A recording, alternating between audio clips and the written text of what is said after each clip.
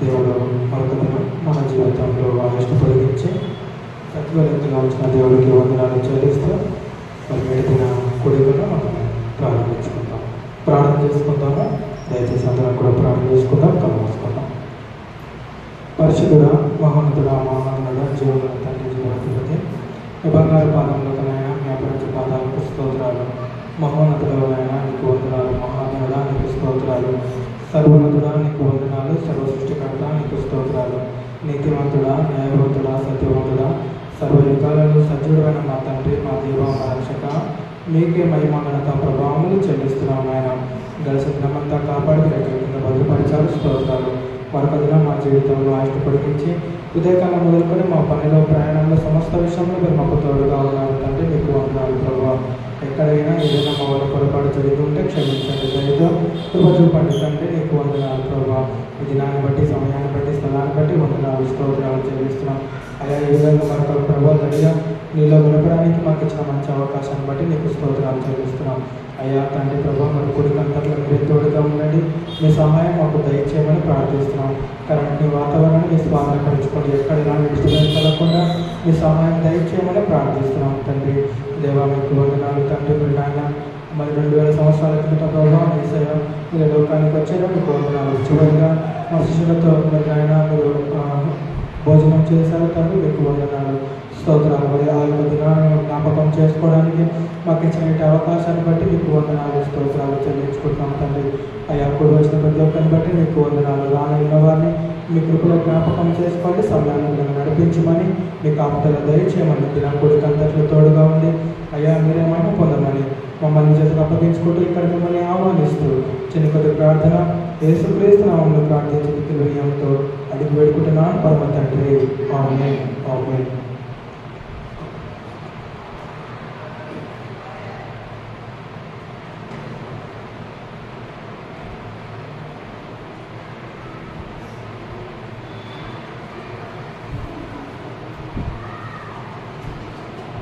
పాట పాడుతున్నాను.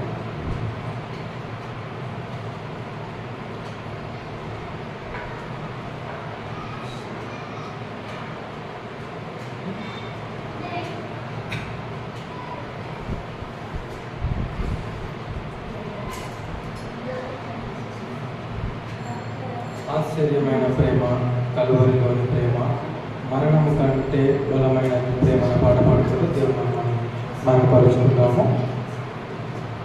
ఆశ్చర్యమైన ప్రేమ, కలువరిలోని ప్రేమ, మరణము కంటే బలమైన ప్రేమ, నన్ను జయించే నీ ప్రేమ. ఆశ్చర్యమైన ప్రేమ, కలువరిలోని ప్రేమ, మరణము కంటే బలమైన ప్రేమ,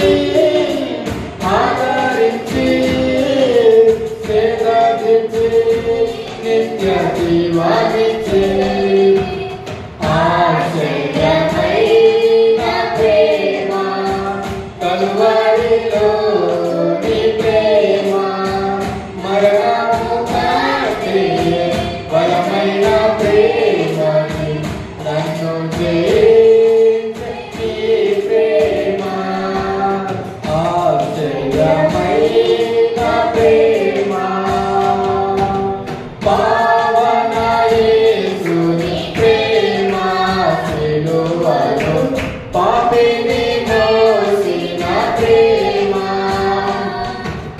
పావన యేసుని ప్రేమ సిలువను పాపిని మోసిన ప్రేమ నాకై మరణించి జీవమిచ్చి జయమిచ్చి తన మహిమనిచ్చి నాకై మరణించి జీవమిచ్చి జయమిచ్చి తన మహిమనిచ్చి ఆశ్చర్యమైన ప్రేమ కలువరిలోని ప్రేమ మరణము కంటే బలమైన ప్రేమకు నన్ను జయించే నీ ప్రేమ ఆశ్చర్యమైన ప్రేమ కలువరిలో మరణము కంటే బలమైన ప్రేమకు నన్ను జయించే నీ ప్రేమ ఆశ్చర్యమైన ప్రేమ నా దివ్య చూసిన ప్రేమ నాపై జాలిని చూపిన ప్రేమ నా దివ్య చూసిన ప్రేమ నాపై జాలిని చూపిన ప్రేమ నాకై కారుగెత్తి కౌగిలించి ముద్దడి కన్నీటి తుడిచి నాకై కారుగెత్తి కౌగిలించి ముద్దడి కన్నీటి తుడిచి ఆశ్చర్యమైన ప్రేమ కలువరిలోని ప్రేమ మరణము కంటే బలమైన ప్రేమకు నన్ను జయించే నీ ప్రేమ ఆశ్చర్యమైన ప్రేమ శ్రమను సహించిన ప్రేమ నాకై శాపమునోచిన ప్రేమ శ్రమను సహించిన ప్రేమ నాకై శాపమునోచిన ప్రేమ విడనాడని ప్రేమని ఎన్నడూ ఎడబాయని విడనాడని ప్రేమని ఎన్నడూ ఎడబాయని ఆశ్చర్యమైన ప్రేమ కలువరిలోని ప్రేమ మరణము కంటే బలమైన ప్రేమకు నన్ను జయించే నీ ప్రేమ ఆశ్చర్యమైన ప్రేమ కలువరిలోని ప్రేమ మరణము కంటే బలమైన ప్రేమకు నన్ను జయించే నీ ప్రేమ ఆశ్చర్యమైన ప్రేమ. హల్లెలూయా హల్లెలూయా ప్రభునామానికి మహిమ కలుగును గాక. మరో పాట పాడుతున్నాము. కల్వారిలో పొందితివా సిలువలో పొందితివా లోక పాపం మోసితివా పాపులను ప్రేమించుతివా అని పాట పాడుతున్నాం.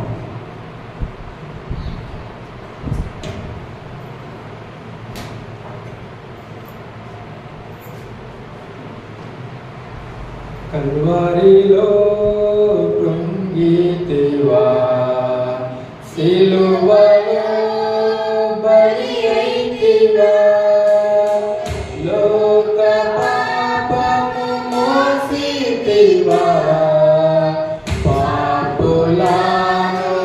ప్రేమించితివా లోక పాపం మోసితివా పాపులను ప్రేమించితివా కల్వరిలో కృంగితివా సిలువలో బలి అయితివా లోక పాపము మోసితివా పాపులను ప్రేమించితివా లోక పాపము మోసితివా పాపులను ప్రేమించితివా కాళ్ళలో శిలలను కరములను మేకులను కాళ్ళలో శిలలను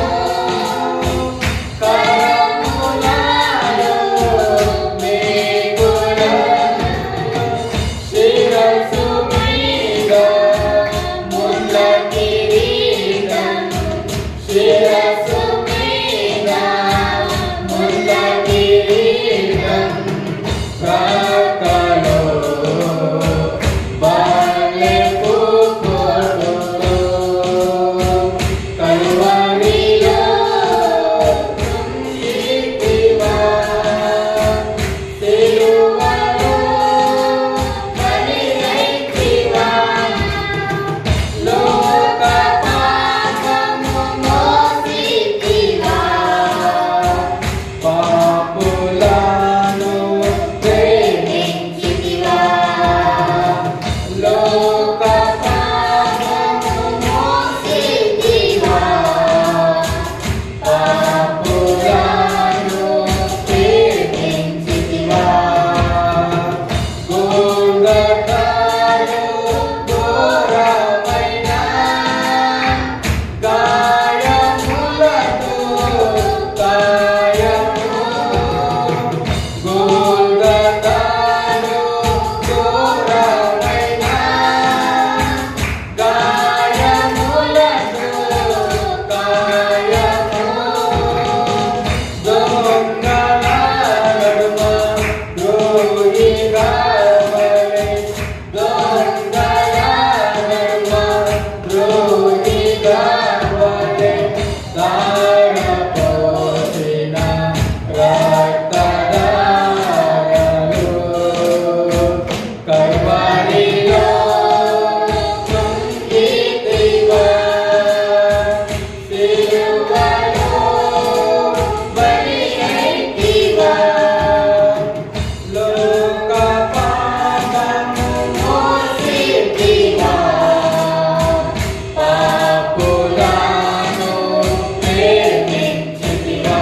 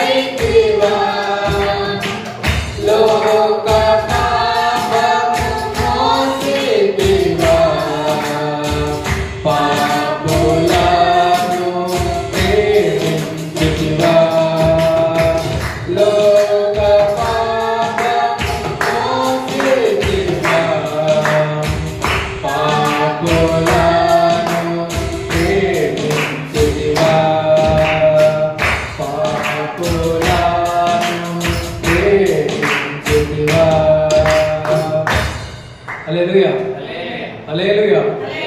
దేవుని నామానికి మహిమ కలుగును గాక. మన పాట పాడుకుందాం. యేసు రక్తము రక్తము రక్తము అమూల్యమైన రక్తము మన పాట పాడుకుందాం.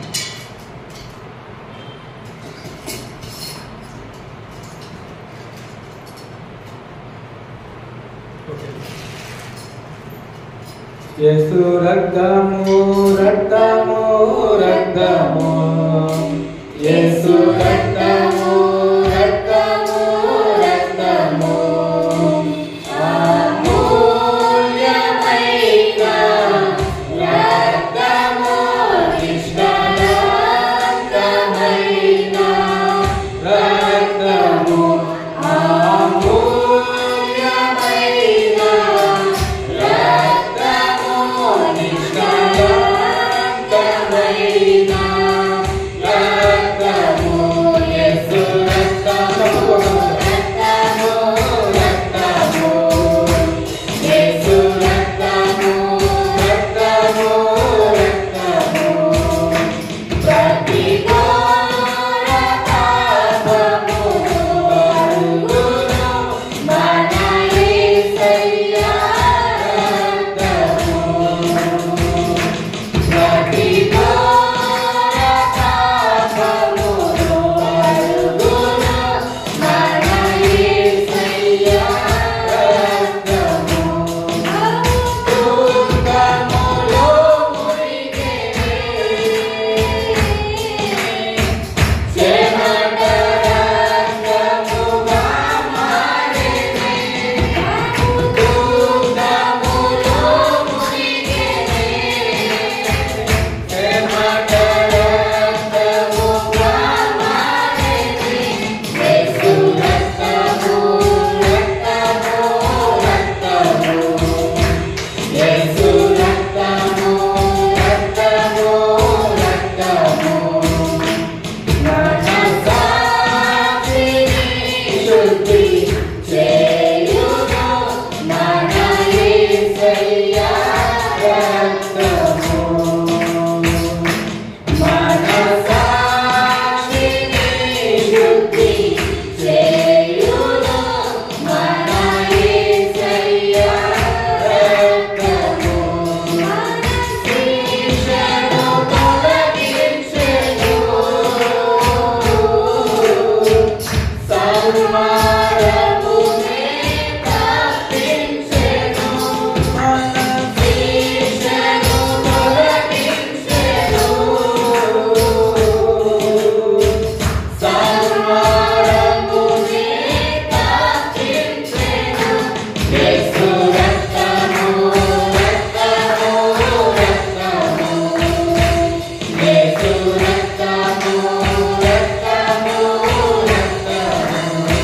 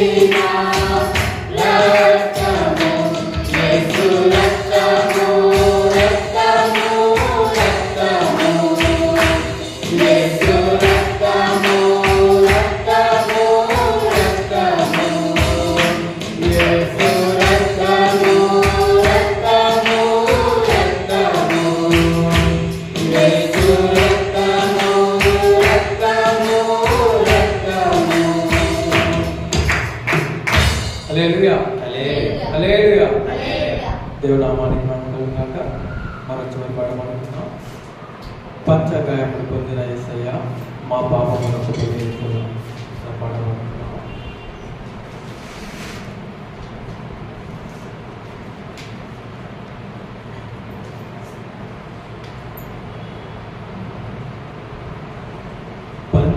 పంచగాయములు పొందిన యేసయ్య మా పాపములకు బలి అయితివా. పంచగాయములు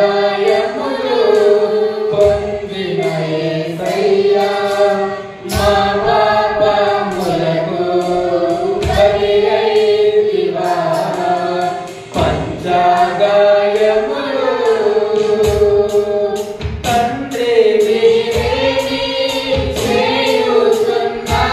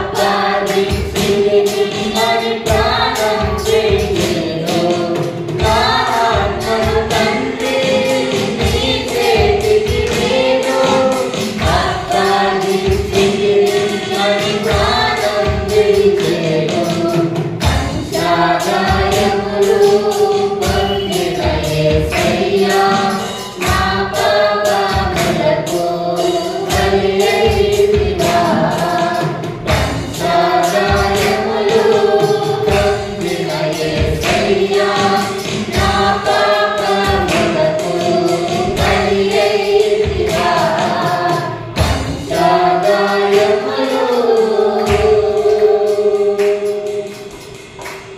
హల్లెలూయా. గట్టిగా చెప్తాం హల్లెలూయా హల్లెలూయా. దేవుని నామానికి మహిమ కలుగును గాక. దేవుని సమయం అవుతుంది కనుక మనం వాక్యంలోకి వెళ్తాము. వాక్యం కొరకు ప్రార్థన చేసుకుంటాము. దయచేసి ఎవరైనా సరే ఆత్మ ప్రేరపడిన వారు వాక్యం కొరకు ప్రార్థన చేయాలని ప్రభుత్వంగా మనం చేస్తా ఉన్నాం. ప్రార్థన చేస్తాం. పరిశుద్ధమైన తండ్రి వందనాలు సమయాన్ని బట్టి స్థలాన్ని బట్టి దినాన్ని బట్టి మీకు వందనాలు తండ్రి. నాయన ఉదయకాల సమయం నుంచి మా పనిలో పైన మీకు వందనాలు దేవా. పరిశుద్ధుడు ప్రేమ కలిగిన తండ్రి భూమిని బాధపెట్టి ఆకాశాన్ని సింహాసనం చేసుకొని పరిపాలిస్తున్న గొప్ప మహారాజ్యం శ్రేష్టమైన ఎకర కింద పరిస్థితులు తండ్రి నీకేమిచ్చి మనం తీసుకోవాలి రాజ్యాన్ని విరిగిన హృదయంతో ఆరాధించే మనసు దయచేయండి. నీకు వందనాలు నాయన వందనాలు శ్రేష్టంగా నడిపించాడు దేవా. నాయన వాక్య ఉపదేశం మాట్లాడే మాటలు తండ్రి ఏడంతల ఆత్మ దయచేయండి. నీకు వందనాలు తండ్రి. తండ్రి చెప్తున్న వాక్యం ఏ కుమారుడు అయితే చెప్తున్న తండ్రి మనలో ఉండి మాట్లాడాలి తండ్రి. మీ సాయం చేయండి. ఏ అపరాధ ఆటంకం చేయకుండా క్షమించి సాయం చేయ నాయన కుమారుడితో మాట్లాడండి తండ్రి. నీ ఆత్మ దయచేసి తండ్రి ప్రతి బిడ్డ మంచి వినడానికి మంచి ఆలోచన దయచేయండి. మీకు వందనాలు దేవా. పరిశుద్ధుడ ప్రేమ కలిగి తండ్రి రావాల్సిన ప్రతి బిడ్డను తొందరగా నడిపించి తండ్రి మీకు వందనాలకు స్తోత్రములు తండ్రి. రాత్రి భోజనం తండ్రి రోజు మాటలు పలుకుతున్నప్పుడు ఏ ఒక తరం పట్టి పోకుండా నీ వైపు ఉండడానికి సాయం దయచేసి యేసయ్య పరిశుద్ధ నామములో అడిగి వేడుకుంటున్నాను తండ్రి. మొదటిగా దేవుడికి వందనాలు చెల్లిస్తున్నాను. కూడి వచ్చిన మీ అందరికి కూడా పవిత్రుడిగా వందనాలు. అందరికీ వందనాలు. మరి సమయంలో కొద్ది సమయం మనం దేవుని ఒక వాక్యాన్ని ధ్యానించుకుందాము. రేపటి మనకు గుడ్ ఫ్రైడే తెలుసు కదా. గుడ్ ఫ్రైడే ఎందుకంటారు? తెలుగులో గుడ్ ఫ్రైడే అంటే ఏంటి? శుభ శుక్రవారం, మంచి శుక్రవారం, నిజంగా శుభ శుక్రవారం. అది ఎందుకంటారు?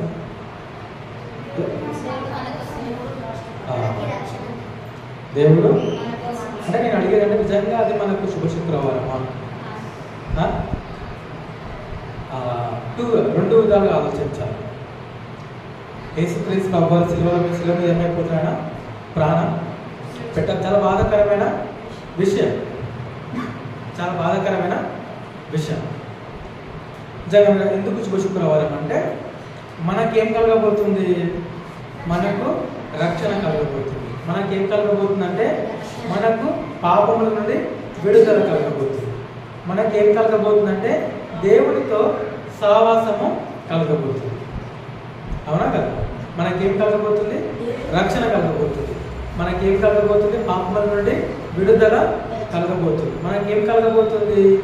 ఆదాము ఏదైతే పోగొట్టుకున్నాడో ఆ సహవాసము మరలా యేసుక్రీస్తు ద్వారా ఆ సహవాసం అనేది మనకేమవుతుంది? తండ్రితో అంటే ఏర్పరచబడుతుంది. అందుకని దాన్ని మనకు శుభ శుక్రవారం. మనకు ప్రతి మనుషునికి అది శుభ శుక్రవారం. ప్రతి మనుషునికి, భూమి మీద ప్రతి జీవికి అని చెప్పుకోవచ్చు. లేదంటే ప్రతి మనుషునికి, ముఖ్యంగా మనుషులకు, ప్రథమ స్థానంలో ఉన్న మనుషులకు అదేంటి? శుభ శుక్రవారం, గుడ్ ఫ్రైడే. ఎందుకంటే ఇన్ని రోజుల నుంచి ఆదాము నుండి మనం మొదలు పెడితే పాపము మనిషిని ఏం చేస్తుంది? వెంటాడుతూ ఉంది.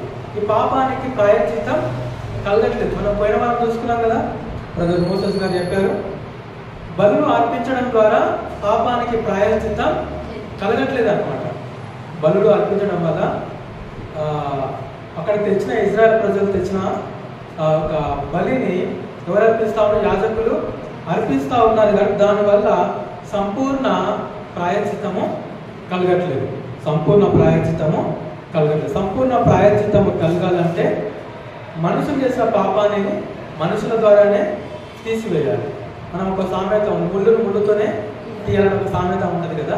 అదేవిధంగా మనిషి చేసిన పాపము మనిషి ద్వారానే తీసివేయాలి. ఇప్పుడు దేవుడు ఇలా చిటికేస్తే, ఒక నోటి మాట ఇట్లా అనేస్తే మనుషుల పాపాలు ఏమైపోతాయి? క్షమింపబడతాయి. కానీ అది రూల్ కాదు. అది ప్రాసెస్ కాదు, అది అది న్యాయబద్ధం కదా, అది న్యాయము కాదు.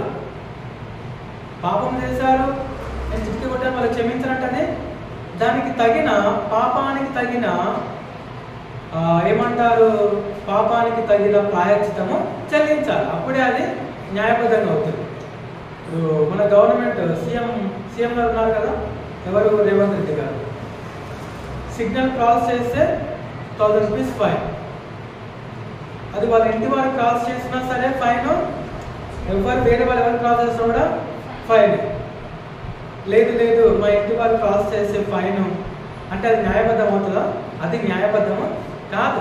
అదేవిధంగా దేవుడు కూడా, అంటే మనం ఒక విషయం ఆలోచిస్తుంటే ఆయన ఇట్లా చిటికేస్తే పాపాలు పోతాయి, కానీ అది న్యాయబద్ధం కాదు. ఆయన ప్రవర్తనకు అది తగినది కాదు, ఆయన స్వభావంలో అది తగినది కాదు. ఏదైనా సరే ఒక పనికి తప్పు జరిగింది, ఒక మంచిగా ఉన్నది పొరపాటు అయిందంటే, ఒక మంచిగా ఉన్న వ్యక్తులు పాపంలో పడిపోయారంటే మళ్ళీ వాళ్ళు మంచికి రావాలంటే చేసిన పాపానికి తగిన ప్రాయశ్చిత్తము చెల్లించాల్సిందే. అవునా కదా? రైట్. సో అది మనకి ఈరోజు మనకు అది శుభ శుక్రవారం. ఎందుకంటే ఏదైతే మనం పోగొట్టుకున్నామో, ఏదైతే సావాసం మనం దేవునితో పోగొట్టుకున్నామో, తిరిగి యేసుక్రీస్తు ప్రభు ద్వారా మనకు మరలా సావాసం అనేది ఏమవుతుంది, తండ్రితో దేవునితో మనకు అది ఏర్పరచబడుతుంది. కాబట్టి అది మనకు మంచి దినం, మనుషులందరికీ అది మంచి దినము, శుభదినము అని మనం చెప్పుకుంటూ వస్తూ ఉన్నాం. రైట్. సో మరి ఈరోజు వచ్చేసేసి ఏంటంటే 2000 సంవత్సరాల కిందట గుడ్ ఫ్రైడే, ఆయన శుక్రవారం రోజే సిలువ వేశారు అన్నదానికి ఆధారాలు ఉన్నాయి. ఆధారాలు అంటే మనకు ఉన్నాయి అన్నమాట. మరి అప్పటి కాలంలో విశ్రాంతి దినం అనగా శనివారం. సో దీనికి ఆధారాలు ఉన్నాయన్నమాట. శనివారం తర్వాత ఆయన ఏమైందంటే పునరుద్ధానం అయ్యాడు. శనివారం తర్వాత ఆయన అంటే 3 రోజులు ఎక్కడ సమాధిలో ఆయన అంటే సమాధిలో ఉన్నాడు అనేది దానికి ఆధారాలు ఉన్నాయన్నమాట. సో మనం లాస్ట్ టైం కూడా మాట్లాడుకున్నాం, ఇంకా మళ్ళీ ఆ టాపిక్ వేరే అయిపోతుంది. శుక్రవారం చనిపోతే సండేకి ఎలా 3 డేస్ అవుతాయి? ఎలా 3 డేస్ అవుతాయి? 2 డేస్ అవుతాయి మన క్యాలెండర్ ప్రకారంగా. శుక్రవారం చనిపోతే శనివారానికి ఒకరోజు, అంటే ఈరోజు 3 o'clock చనిపోయాడు కదా, శనివారం 3 o'clockకి 1 డే, ఓకేనా? సండేకి 2 డేస్ అవుతుంది. మరి ఇప్పుడు ఇది తప్ప అనుకోవచ్చా? అయితే ఇది మళ్ళీ నేను అంటే కొద్దిగా చెప్పి మళ్ళీ ఇక్కడ వచ్చేస్తాను. మనం ఫాలో అయ్యే క్యాలెండరు, వాళ్ళు ఫాలో అయ్యే క్యాలెండరు డిఫరెంట్ అనమాట. మనకు క్యాలెండర్ ఎప్పుడు స్టార్ట్ అవుతుంది?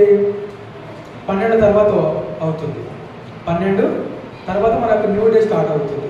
కానీ అప్పుడున్న వాళ్ళకి సాయంత్రం 6 గంటలకు న్యూ డే అనేది వాళ్ళకు స్టార్ట్ అవుతుంది అన్నమాట. అర్థమైంది కదా? దాని గురించి మరి సపరేట్గా మనము మాట్లాడుకుందాము. దాని గురించి ఒక సపరేట్గా మనం మాట్లాడుకుంటే బాగుంటుంది. సో అట్లా 3 డేస్ అవుతుంది వాళ్ళకు. సాయంత్రం డేట్ ఇప్పుడు మనకు 6 గంటలు అయిపోయిన సాయంత్రం 6 తర్వాత వాళ్ళకి డే స్టార్ట్ అవుతుంది అనమాట. సాయంత్రం 6 తర్వాత సాయంత్రం 6 నుంచి ఉదయకాలం 6 వరకు 1 డే, ఓకేనా? అంటే సాయంత్రం అది మనం వెళ్దాం, మళ్ళీ ఆ టాపిక్ మనకు డిస్టర్బ్ అవ్వద్దు. ఒకటి మాత్రం గుర్తుపెట్టుకోండి, మనకు ఎర్లీ మార్నింగ్ అంటే 12 తర్వాత మనకు డే స్టార్ట్ అవుతుంది, 12 AM. కానీ వాళ్ళకు సాయంత్రం 6 తర్వాత డే స్టార్ట్ అవుతుంది. దాని గురించి మనం 3 డేస్ ఎలా అవుతుందో మనం తర్వాత ఒకవేళ వీలుంటే నెక్స్ట్ అంటే చూసుకుందాం. సో ఈ రోజుకి వస్తే, సో రేపటి దినాన ఆయనను సిలువ వేశారు. మధ్యాహ్నం 3 గంటలకు ఆయనను సిలువలో ఆయన ప్రాణం విడిచినట్లు మనకు కనబడుతూ ఉంది. సో దానికంటే ముందు ఈ రోజు అంటే ఆ రోజు బుధవారం రోజు సాయంత్రము చివరిగా యేసుక్రీస్తు వారు శిష్యులతో ఏం చేసినామంటే మనం చూసుకుంటే ఒకసారి దేవుని వాక్యాన్ని చూసుకుందాము. లూకాసు వార్త వెళ్దాము. లూకాసు వార్త 22వ అధ్యాయం. లూకాసు వార్త 22వ అధ్యాయానికి వెళ్దాము. 7వ వచనం చదువుకుందాం. Luke chapter 22 from verse 7 చదువుకుందాం. పస్కా పశువులను వధింపవలసిన పులిన రొట్టెల దినము రాగా యేసు పేతురును యోహానును చూచి మీరు వెళ్ళి మనము భుజించుటకై పస్కాను మన కొరకు సిద్ధపరచుడని వారిని పంపెను.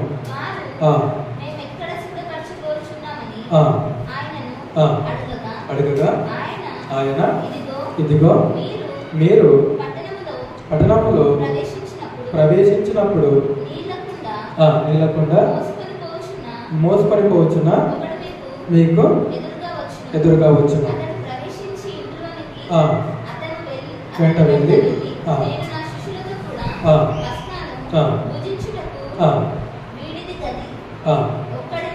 ఎక్కడనని నిన్ను అడుగుచున్నాడని. చాలా. సో ఇక్కడ మనం చూసుకుంటే రేపటి దినాన సిలువ వేయకంటే ముందు యేసుక్రీస్తు వారు ఈ పస్కా, మనకి పస్కా పండుగ అంటే మనకి 22వ వచనంలో ఉంటుంది, పులియని రొట్టెల పండుగ.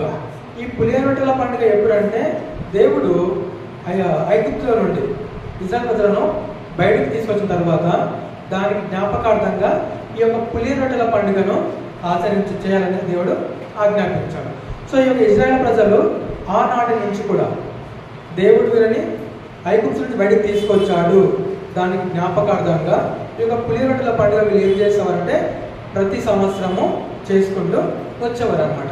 సో ఇక్కడికి కూడా వచ్చేసరికి బుధవారం రోజు సాయంత్రం నైట్ యేసుక్రీస్తు తన శిష్యులతో ఏమని చెప్తా ఉన్నాడంటే, మీరు వెళ్ళి ఏం చేయండి, పస్కా పశువును వధింపవలసిన పులియని రొట్టెల పండుగ దినం వచ్చినది కనుక ఏం చేయమంటున్నాడు, మరి పేతురును యోహాను పిలిచి మీరు వెళ్ళి మనము భుజించుటకై పస్కాను మన కొరకు సిద్ధపరచండి అన్నప్పుడు ఈ పేతురు యోహాను అడుగుతా ఉన్నారు ఎక్కడ సిద్ధపరచాలి అన్నప్పుడు ఆయన ఏమంటా ఉన్నాడంటే, ఇదిగో మీరు పట్టణంలో ప్రవేశించండి, నీళ్ళకుండా మోసపడిపోవచ్చిన ఒకడు మీకు ఎదురుగా వచ్చును, అతడు ప్రవేశించి ఇంటిలో అతని వెంట వెళ్ళండి. మనం పోయిన వారం కూడా మట్లాల వారం కూడా గాడిద పిల్ల మీరు వెళ్ళండి, మీకు కట్టబడిన గాడిద పిల్ల మీకు కనబడుతుంది, మీరు తీసుకొని రండి, ఒకవేళ మిమ్మల్ని ఎవరైనా అడిగిన ఎడలా అది ప్రభువునకు కావాల్సినదని చెప్పండి. సేమ్ యాజ్ ఇట్ ఈస్ ఇక్కడ కూడా మరి దేవుడు ఏమని చెప్తాడంటే, మీ పట్టణంలోనికి వెళ్ళండి, ఒక అతను లేదంటే ఎవరైనా ఒకడు మీకు ఎదురుగా వచ్చును, అంతే కదా, నీళ్ళకుండా ఎత్తుకొని మీకు ఎదురుగా వచ్చును, అతని వెంట మీరు వెళ్ళండి, అతని ఇంట్లో మీరు ఏం చేయండి, అతని ఇంట్లో ప్రవేశించి అప్పుడు చెప్పండి, అతనితో చెప్పండి, ఏమని చెప్పాడంటే, మరి మా ప్రభు చెప్తా ఉన్నాడు పస్కాను భుజించుటకు విడిది గది అంటే ఒక సపరేట్ గది, ఒక మేడ గది, ఒక విడిది గది ఎక్కడ అని మీరు వాడిని అడగండి, మా బోధకుడు కావాలంటా ఉన్నాడు కనుక అని అతనితో చెప్పినప్పుడు అతను మీకు ఆ గదిని చూపిస్తాడు, మీరు వెళ్ళి సిద్ధము చేయండి, మనం వెళ్ళి మా యొక్క పస్కా పండుగను చేసుకుందాం అనేసి యేసుక్రీస్తు తన శిష్యులతో చెప్తా ఉన్నాడు. అర్థమవుతుంది కదా. చాలా ఇది మనం గుర్తుపెట్టుకోవాలి, ఈ పస్కా పండుగను గుర్తుపెట్టుకోవాలి. అదేవిధంగా చూస్తే మనము ఇదే లూకాసు వార్త 22వ అధ్యాయము 15వ వచనంలో చూస్తే 15వ వచనం, అప్పుడు ఆయన నేను శ్రమపడక మునుపు మీతో కూడా ఈ పస్కాను మిక్కిలి ఆశపడితిని. అంటే ఇక్కడ చూడండి, ఈ పస్కాను భుజించడానికి దేవుడు ఏం చేస్తున్నాడంట, శిష్యులతో కలిసి భుజించడానికి ఆయన ఆశపడుతున్నాడు. దానికంటే ముందు ఇంకొక మాట ఏముందంటే, నేను శ్రమపడక మునుపు మీతో కూడా ఈ పస్కాను భుజింపవలన మిక్కిలి ఆశపడుతున్నాను. యేసుక్రీస్తు వారికి పిలుపు వచ్చింది, తండ్రి నుండి పిలుపు వచ్చేసింది ఆయన. సో శ్రమపడక మునుపు ఆయన ఈ పస్కాని శిష్యులతో కలిసి మరి భుజించాలని ఎంతగానో ఆశపడతా ఉన్నాడు యేసుక్రీస్తు ప్రభు వారు. ఓకేనా. ఆ రోజు ఏంటి, పులియని రొట్టెల పండుగ. ఈ పులియని రొట్టెల పండుగ రోజు ఆయన శిష్యులతో ఈ యొక్క పస్కాను భుజించాలని ఎంతగానో ఆయన ఆశపడతా ఉన్నాడు. శ్రమపడక మునుపు, అర్థమవుతుంది కదా, శ్రమపడక మునుపు ఈ యొక్క పులియని రొట్టెల పండుగ, ఈ యొక్క పస్కాను భుజింపాలని యేసుక్రీస్తు వారు ఎంతగానో ఆయన ఆశపడతా ఉన్నాడు. అవునా కదా. రైట్. అదేవిధంగా మనం చూసుకుంటే యోహాను సువార్త 13వ అధ్యాయం, యోహాను సువార్త 13వ అధ్యాయం కూడా మనం చూసుకున్నాము. John chapter 13 John chapter 13 verse 14. కాబట్టి ప్రభువునకు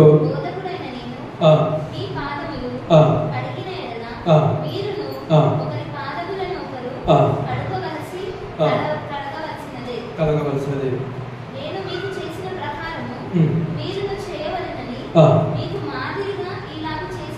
ఇక్కడ మనం గమనిస్తే యేసుక్రీస్తు ప్రభువారు ఏం చేస్తా ఉన్నారంటే నెక్స్ట్ ఒకసారి మనం దానికి అలానే గుర్తుపెట్టుకోండి. ఇక్కడే మళ్ళీ లూకాసు వార్త 22వ అధ్యాయంలో మనం చూస్తే, సరే నేను చదువుతాను, 14 నుంచి చదువుతాను చూడండి. లూకాసు వార్త 22వ అధ్యాయము 14వ వచనం. ఆ గడియ వచ్చినప్పుడు ఆయనతో కూడా అపోస్తలులు పంక్తిని కూర్చుండిరి. అవునా కదా? అప్పుడు ఆయన, నేను శ్రమపడక మునుపు మీతో కూడా ఈ పస్కాను భుజింపవలన మికిలి ఆశపడితిని. అది దేవుని రాజ్యంలో నెరవేరు వరకు ఇక ఎన్నడూ దాన్ని భుజింపనని మీతో చెప్పుచున్నానని వారితో చెప్పి ఆయన గిన్నె ఎత్తుకొని కృతజ్ఞతాస్తుతులు చెల్లించి చాలు ఇక్కడికి వద్దాం. సో వీళ్ళు ఏం చేశారంటే, వాళ్ళు వెళ్ళారు, పస్కాను ఏం చేశారు, వాళ్ళు సిద్ధపరిచారు. తర్వాత యేసుక్రీస్తు ప్రభువారు ఏమారంటే శిష్యులతో కలిసి ఆ యొక్క గదిలోనికి వాళ్ళు ప్రవేశించారు. ఇక్కడికి వచ్చేసరికి యోహాను సువార్త 13వ అధ్యాయము 15లో మనం ఇందాక చూసుకున్నట్లు జాన్ చాప్టర్ 13 వర్స్ 14లో మనం చూసుకుంటే ఏమంటున్నాడు ఆయన, కాబట్టి ప్రభువును బోధకుడైన నేను మీ పాదములు కడిగిన ఎడల మీరును ఒకరి పాదములు ఒకరు కడగవలసినదే. ఇక్కడ మనం చూసుకుంటే వీళ్ళు ఆ ఇంట్లోనికి వచ్చిన తర్వాత దేవుడు ఏం చేస్తా ఉన్నాడంటే, చూడండి ఇక్కడ 4వ వచనంలో లేచి ఒక దానికంటే ముందు మనము 2 నుంచి చదువుతాం. 2 నుంచి ఆయనను అప్పగింపవలనని సీమోను కుమారుడు ఇస్కరియోతు యూదా హృదయంలో అపవాది ఇంతకు ముందు ఆలోచన పుట్టించి ఉండేది కనుక నన్నయు దేవుని యొద్ద నుండి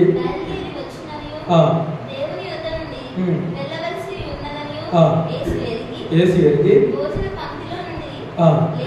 లేచి అవతల పెట్టివేసి ఒక తువాల తీసి తీసుకొని కట్టుకొనేను. నీళ్లు పోసి తువాలతో చాలు. ఇక్కడ నెక్స్ట్ ఏం జరుగుతుందా అంటే, ఆ ఇంట్లోకి వెళ్ళిన తర్వాత వీళ్ళు పస్కాను ఏం చేస్తూ ఉన్నారు, అక్కడ భుజిస్తూ ఉన్నారు. పస్కాను ఆ పండుగలో ఏవైతే వాళ్ళు చేసుకున్నారో వాటిని వాళ్ళు అక్కడ భుజిస్తూ ఉన్నప్పుడు ఇస్కరియోతు యూదా గురించి మనకు ఆల్రెడీ తెలిసిన విషయమే, దేవుడు కూడా అది ఆయనకు అర్థమైపోయింది. 3వ వచనం చూస్తే, తండ్రి తన చేతికి సమస్తమును అప్పగించననియు తాను దేవుని యొద్ద నుండి బయలుదేరి వచ్చిననియు దేవుని యొద్దకు వెళ్ళవలసి ఉన్నదని యేసు ఎరిగి. సో యేసుక్రీస్తు వారికి పిలుపు వచ్చేసింది. ఆయన ఎక్కడి నుంచి వచ్చాడు, ఎందుకు వచ్చాడు, ఏం పని చేయాల్సి వచ్చింది, ఇప్పుడు ఎక్కడికి వెళ్ళ కూడా ఆయనకు దేవుని యొద్దకు వెళ్ళవలసి ఉన్నదని యేసు ఎరిగి భోజన పంక్తుల నుండి లేచి తన పై వస్త్రములు అవతల పెట్టి వేసి ఒక తవా తీసుకున్నాడు. ఏం తీసుకున్నాడు? నడుము కట్టుకున్నాడు. పల్లెంలో నీరు తీసుకుని ఏం చేస్తా ఉన్నాడు? శిష్యుల పాదాలు కడగడం మొదలు పెట్టాడు. చూడండి, ఇక్కడ మనం గమనిస్తే ఆయన ఎవరు? యేసుక్రీస్తు దేవుడు. ఆయన స్వయంగా ఆయన దేవుడు, కానీ మనం చూసుకున్న మనుషుడు ఆయన లోకానికి వచ్చాడు. కాకపోతే ఈనాటి సమాజంలో ఉన్న సేవకులకు కానీ విశ్వాసులకు కానీ ఆయన ఏమంటే ఒక మాదిరిగా ఆయన ఉన్నాడు అనమాట.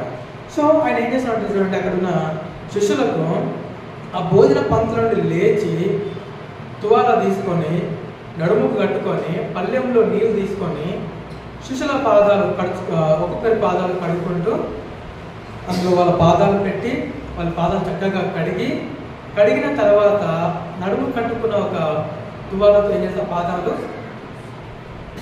ఏం చేస్తా ఉన్నాడు? తుడుస్తా ఉన్నాడు. అవునా కదా? మనం కలిసి వాళ్ళని చూసుకున్నాం.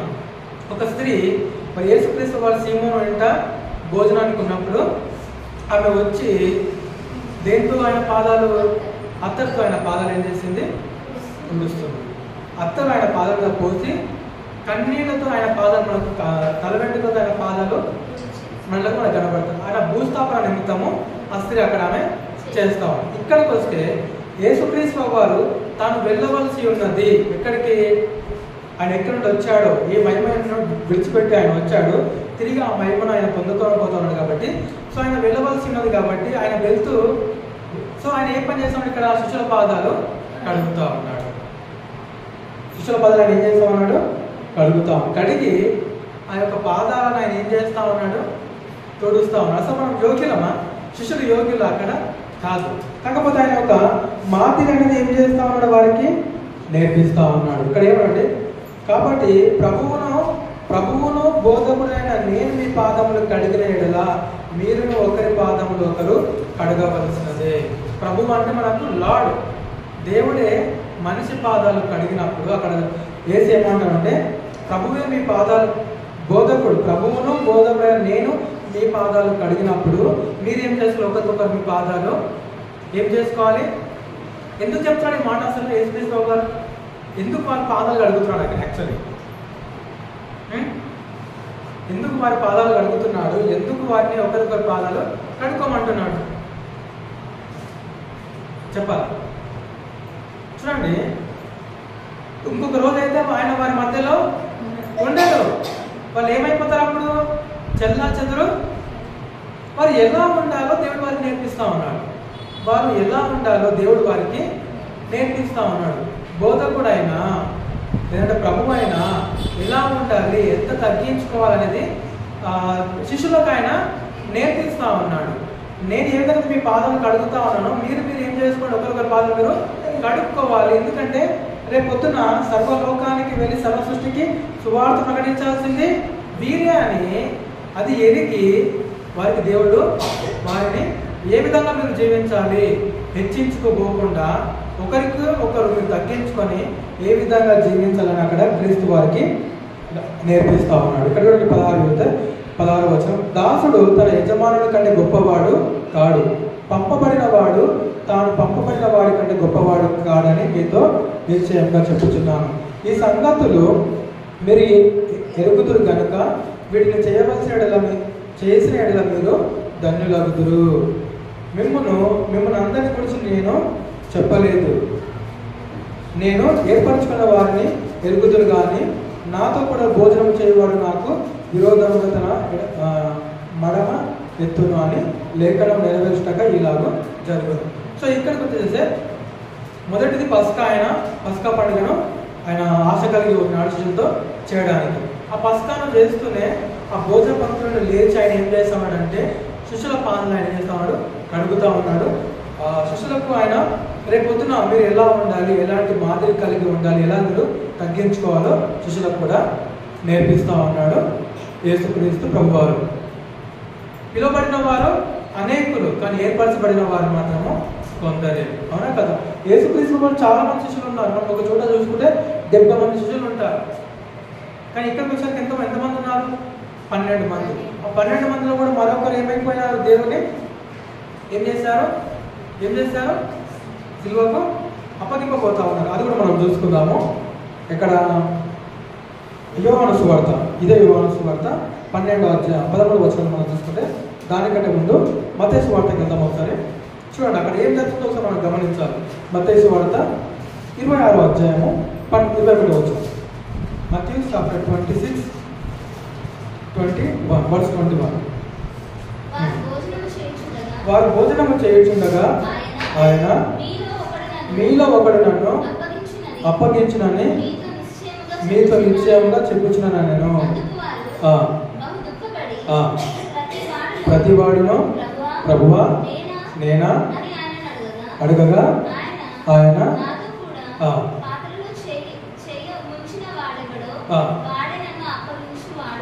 చాలు. ఇక్కడ మనం చూసుకుంటే ఇది ఇంకా ముందు వాళ్ళు భోజనం చేయి, ఇక్కడ మనం చూస్తే రైట్, ఇది ఇంకా ముందు జరిగేది.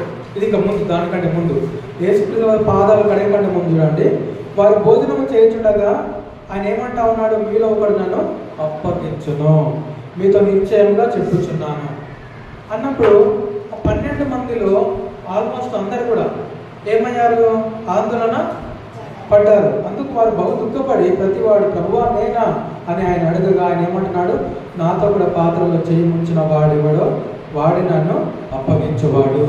ఎవరు ఎవరు ఆయన ఎవరు క్రీస్తును అప్పగించబోయేది ఎవరు? ఇస్కరియోతు యూదా.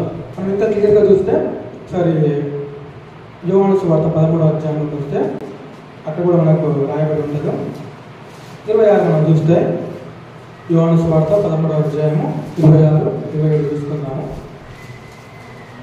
అందుకు యేసు నేను ఒక ముక్క ముంచి ఎవరికి ఇచ్చేదనో వాడి అని చెప్పి ఒక ముక్క ముంచి సీమోను కుమారుడు ఇస్కరియోతు యూదాకి ఇచ్చాను. ఎవరు? యేసు క్రీస్తు తెలుసా? ఎవరు ఇస్కరియోతు యూదాకి తెలుసా? ఆయన పాదాలు కడిగాడు ఆయన. చూడండి, ఇక్కడ మనం గమనించాలి. మళ్ళీ ఒక వ్యక్తి నన్ను మోసం చేస్తాడు, ఒక వ్యక్తి నన్ను మోసం చేసి ఒక వ్యక్తి నన్ను అప్పగిస్తాడు అని తెలిసినా కూడా దేవుడు ఏం చేస్తా ఉన్నాడు? అక్కడ శిష్యుల పాదాలు కడుగుతా ఉన్నాడు. ఆ గుంపులో ఇస్కరియోతు యోధ ఉన్నాడా లేదా? ఉన్నాడా లేదా? ఉన్నాడు. ఇస్కరియోతు యోధ కూడా ఆ గుంపులో ఉన్నాడు. అంటే చూడండి, ఏది ఇదే క్రీస్తు ఎవరు అప్పగింపబోతా ఉన్నాడని తెలిసినా కూడా ఆయన ఏం చూపిస్తున్నాడు? అక్కడ ప్రేమ చూపిస్తున్నాడా లేదా? కృపను. క్రీస్తు మనవంటే స్వభావం కలిగిన వ్యక్తే. ఇక మనం కాసేపు అవుతాం. మనల్ని ఎవరైనా మోసం చేసినామో, మోసపోయిన వాళ్ళు ఎంతమంది ఉన్నారు ఇక్కడ? ఆల్మోస్ట్ ఏదో ఒక సందర్భంలో ఎవరో ఒకరు మోసపోయిన వారమే ఉన్నామా లేదా? ఏదో ఒక విషయంలో, చిన్న విషయం కావచ్చు, పెద్ద విషయం కావచ్చు, మనం ఎవరో ఏదో ఒక విషయంలో మోసపోయిన వారమే. మరలా వాళ్ళని క్షమించాలంటే మన అంత ఈజీ కాదు, మనతో అంత ఈజీ కాదు. కానీ క్రీస్తు మన వంటి స్వభావం గల వ్యక్తి. ఆయన కూడా మన వంటి స్వభావం గల వ్యక్తి. ఆయన కూడా ఏం చేయాలి? ఆయనకు తెలుసు. ఇక్కడ చూసుకుంటే భోజనం చేసినప్పుడే ఆయన ఎవరు అప్పగింపబోతున్నాడో కూడా ఆయనకు తెలుసు. అంటే మోసం కాసేపు అయితే సిల్వకు నటిస్తున్నాడు. అక్కడ ఇస్కరియోతు యూదా నటిస్తున్నాడు, అవునా కదా? అయినా కూడా ఆయనకు తెలుసు, యేసుక్రీస్తు వారికి తెలుసు. అయినా కూడా ఏం చేసిన ఆయన ప్రేమ చూపిస్తున్నాడు. అక్కడ ఏం చూపిస్తున్నాడు? ప్రేమ చూపిస్తున్నాడు. ఎవరి పట్ల?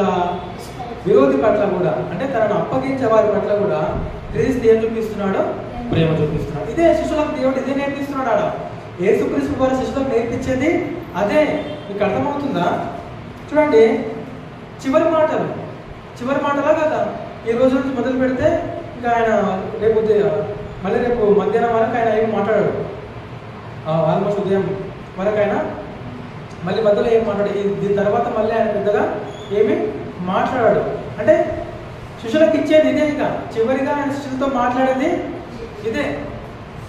చూడండి, చెప్పిన మాటకు వాళ్ళు నిజంగా ఈ చివరి మాటలు వాళ్ళ జీవితం మొత్తం, శిష్యులు వాళ్ళ జీవితం మొత్తం వారి హృదయంలో పెట్టుకొని బ్రతికారు.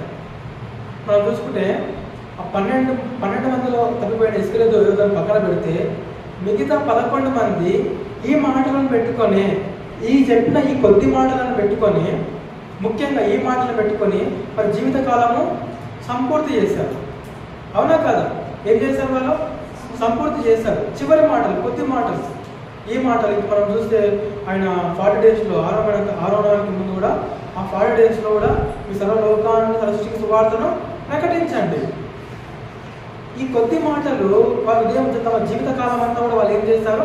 ఫలింప చేశారు. అదే చేశారు. కానీ మనం చేస్తున్నామా? ఒకసారి చేస్తున్నాం, ఒకసారి చేయట్లేదు. ఒకసారి ఉంటున్నాం, ఒకసారి ఉండట్లేదు. అంటే అలాంటి స్థిరత్వము మనలో ఉండాలి, కంపల్సరీ మనలో ఉండాలి. దేవుడు ఏదైతే చెప్పాడో ఆ స్థిరత్వం మనలో ఏముండాలి? చనిపోయేంత వరకు ఆ స్థిరత్వం మనలో ఉండాలి. పొరపాటు జరుగుతాయి, మిస్టేక్లు అవుతాయి. దాన్ని మనం ఏం చేయాలి? సమాధాన పడాలి, అంతేనా కదా? క్రీస్తు ఇక్కడ ఏమన్నా అన్నాడా? ఇస్కరియోతు యూదాను ఏమన్నా అన్నాడా? మోసం చేసేవాడిని, అప్పగించేవాడిని వాడు పుట్టకపోతే బాగుండు అంటే క్రీస్తు అప్పగింపబడాలి. కానీ ఎవరి చేత అప్పగింపబడిన ఆ మనుషునికి శ్రమ. ఇస్కరియోతు యూదాకట అవకాశం ఉంది తప్పించు దాని నుంచి. ఎందుకంటే యేసుక్రీస్తు వారి శిలువ ఏ విధంగా కూడా వేయబడవచ్చు. కానీ ఈయన దాన్ని తీసుకున్నాడు. అపవాదికి అవకాశం ఇచ్చిన ఉంటుంది అనమాట. అపవాదికి అవకాశం ఇచ్చాడు. ఎవరు? ఇస్కరియోతు యూదా అపవాదికి. చూడండి, అంత తెలిసినప్పుడు యేసుక్రీస్తు వారు వేదనలో నిజంగా కదా, మరొక రోజు అయితే నేను ఏం చేయాలి, ప్రాణము ఎంత కొడతారో తెలుసా ఆయన చిత్రహింసలో. ఆ వేదన అంతా కూడా ఆయన అసలు ఎలా ఎలా సాధ్యమైతే, ఆయన ఒక మనుషుడే కదా, కానీ ఆయన ఏం చేయాలి, మన అందరి కొరకు ఆ వేదనను భరించాలి, ఆ వేదనను భరించాలా, ఆ బాధను ఆయన ఏం చేయాలి, ఎదుర్కోపోవాలి. రేపటి దినాన ఇప్పుడు మీకు ఒక దేవుడి నుంచి కాల్ వచ్చింది, నేను ఒక 10 daysలో తీసుకెళ్తాను అనేసి, మీరు ఏం చేస్తారు అప్పుడు?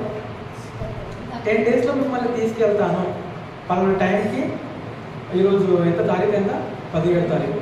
27 తారీఖు మధ్యాహ్నము 3 గంటలకు మిమ్మల్ని తీసుకెళ్ళి వెళ్తారు అనేసి మనకు కాల్ వచ్చింది అనుకోండి. ఏం చేస్తాం మనం? 10 days ఉంది. 10 daysలో ఏం చేస్తాం? ఏం చేస్తాం? ఎట్లుంటుంది మన ఎక్స్పీరియన్స్, మన ఫీలింగ్ ఎట్లుంటుంది? ఈ 10 days ఎట్లుంటుంది? ఏమేమి మంచి అంటే చుట్టాలందరినీ చూసేస్తాం, అందరినీ ఫోన్ చేసి పిలిపిస్తాం, వచ్చినంటే చివరిగా చూసుకోండి. ఇంకా ఏమన్నా ఆస్తి పంపకాలు ఉంటే కూడా చేసేస్తాం. ఇంకేమైనా పొరపాట్లు ఏమన్నా అన్నుంటే, ఎవరికి మనం ఎవరితో గొడవ పడిన ఉంటే చెప్పాలి. మీరు అందరు కూడా ఎవరితో గొడవ పడిన ఉంటే వాళ్ళ దగ్గరకు మనం ఏమడుగుతాం? వెళ్ళి సమాధాన పడతాం. అవునా కదా? వెళ్ళి మనము హింసించిన వారిని సైతము, మనం మోసం చేసిన వారిని సైతము మనం వెళ్ళి సమాధాన పడతాం. ఇంకా చెప్పాలి, అంతేనా? మీకు 10 days టైం ఉంటే మీరు అంతే చేస్తారా? ఫ్యామిలీతో టైం టైం స్పెండ్ చేస్తున్నారు ఫ్యామిలీతో. మీ ఎక్స్పీరియన్స్ ఏంటి? ఒక 10 daysలో మీరు వెళ్ళిపోతారంటే మీ ఎక్స్పీరియన్స్ ఏంటి? మీ అది అలా అర్థమవుతుందే, ఇది మీకు కొద్దిగా ఎంతో కొంత అర్థమవుతుంది. ఒక 10 daysలో 10 days అంటే మనకి ఎక్కువ అనుకుంటారు, చాలా డేస్ అనుకుంటారు. ఒక 2 daysలో మీరు పోతారంటే మీ ఎక్స్పీరియన్స్ ఏంటి? టైం చాలా తక్కువగా ఉంది. 2 days ఉంది. క్యాన్సర్ పేషెంట్ అనుకోండి, ఇంకా 2 daysలో మీరు డాక్టర్ చెప్పారు 2 days అని ఏం చేస్తారు? అందరితో మ్యాక్సిమం ప్రతి ఒక్కరితో మనం ఏం చేస్తామో సమాధాన పడతామా పడమ్మా? అంతకుమించి ఇంకేమైనా చేస్తామా? పొరపాటున ఎవరినైనా ఏదైనా మాట అనుంటే దయచేసి ఏం చేయండి, క్షమించండి. అలాంటి మనసు అది అప్పుడే వస్తుంది, ఇప్పుడు రాదు. ఇప్పుడు కక్షలు, కుళ్ళు, కుతంత్రాలు, కుళ్ళు ఉంటుందా? అప్పుడు 2 daysలో కుళ్ళు ఉంటుందా? మనకు కుతంత్రం ఉంటుందా? ద్వేషం ఉంటుందా? ఈర్ష్య ఉంటుందా? కోపం ఉంటుందా? పగు ఉంటుందా? ఏముంటుంది? ప్రేమ ఒక్కటే ఉంటుంది.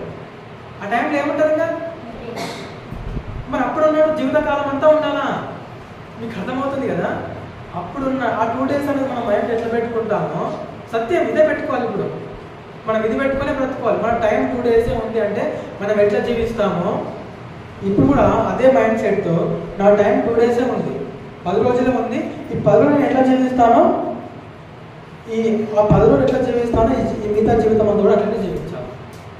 అప్పుడే పరలోక రాజ్యం. లేకపోతే లేదు. యేసుక్రీస్తు వారు మ్యాక్సిమం ఆయన జీవితం అంతా కూడా అలానే ఉన్నాడు. ఆయన కనికర పడ్డాడు, దయ చూపాడు, రోగులను స్వస్థపరిచాడు, కుంటివారిని చూపులను ఏం చేశాడు? ఆయన చూపునిచ్చాడు. గుడ్డివారికి ఏమిచ్చాడు? కళ్ళు ఇచ్చాడు. కుంటివారికి కాళ్ళు ఇచ్చాడు, కనికర పడ్డాడు. ఆయనకున్న టైం ఎంత? 3.5 years. ఆయనకున్న టైం ఎంత? 3.5 years. ఆ 3.5 yearsలో ఆయన ఎట్లున్నాడు? కోపడ్డాడు. ఎందుకంటే పాపం చేసినప్పుడు కోపడ్డాడు. ఎందుకంటే పాపం చేసినప్పుడు ఎవరైనా కోపం వస్తుంది, దాని మీద కోపడ్డాడు తప్ప ఇంకా వేరే వాళ్ళు ఎక్కడైనా కోపడలేదు. అంటే క్రైస్తవులమైన మనము అలాంటి మాదిరి మనము కలిగి ఉండాలి. అర్థమవుతుంది కదా? 10 days టైం ఉంది నాకు అంటే ఎలా జీవిస్తామో ఇప్పుడు అదే మైండ్లో పెట్టుకొని అలానే జీవించాలి. ఎవరితో మనము గొడవపడుతున్నా కూడా నా టైం 10 days కాబట్టి గొడవపడాలా వద్దా? అవునా కదా? ఎవరైనా ఏమైనా అంటున్నా కూడా నా టైం 10 days కాబట్టి ఈ మాట అనవచ్చా? అనవద్దా? కాబట్టి మనం ఏం చేసుకోవాలి? అది జ్ఞాపకం ఉంచుకొని మనము ముందుకెళ్ళాలి. మనల్ని మోసం చేస్తున్నారని మనకు తెలిసినా కూడా మనం తిరిగి మళ్ళీ వారిని మోసం చేయదు. ఎందుకంటే మన టైం ఎంత? 10 days. 2 days 10 days 2 days. మోసం చేసిన వారిని మనం ఏం చేయొద్దు, మోసం చేయదు. ఎందుకంటే మన టైము వాళ్ళు చేసేది ఏమి వాళ్ళ లెక్క వాడు చెప్తున్నాడు, కానీ క్రీస్తునితో మాట్లాడుతున్నాడు క్లియర్గా. ఈ టైం ఎంత? 2 days 10 days. సో నువ్వేం చేయాలా? జాగ్రత్తగా మంచి కార్యాలు చేయాలి, దేవుడు చెప్పినట్లు చేయాలి. మనం ముందుకు వెళ్దాం. అదేవిధంగా ఇప్పుడు ముఖ్యమైన భాగంలోకి వెళ్దాం.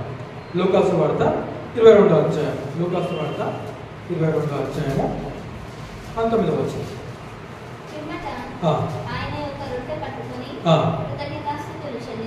కృతజ్ఞతాస్తుతులు చెల్లించి దాన్ని విరిచి వారికిచ్చి ఇది మీ కొరకు ఇవ్వబడుచున్న నా శరీరము.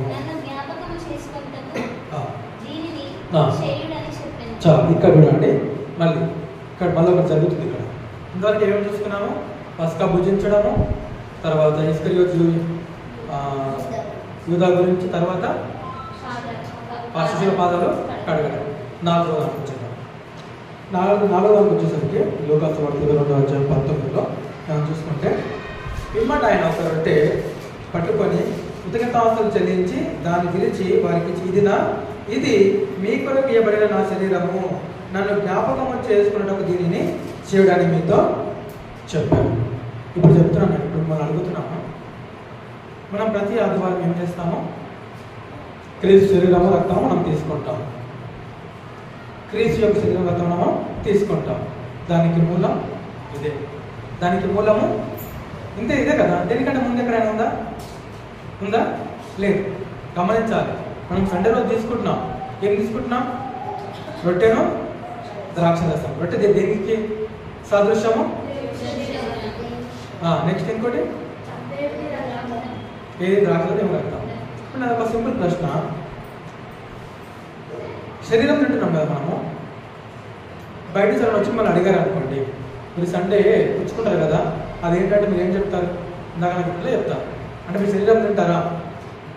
లేదా మీరు ఏమంటారు? మీరు అడవిలో ఉండే ఏమంటారు వాళ్ళని?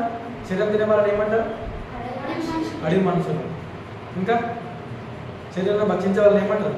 భక్షగాయలు ఏమంటారు కదా. మీరు అదే అంటే మీరు అదే శరీరం తింటారని మీరే చెప్తా ఉన్నారు. రక్తం తాగుతారని మీరే చెప్తారు. అది సింబాలిక్.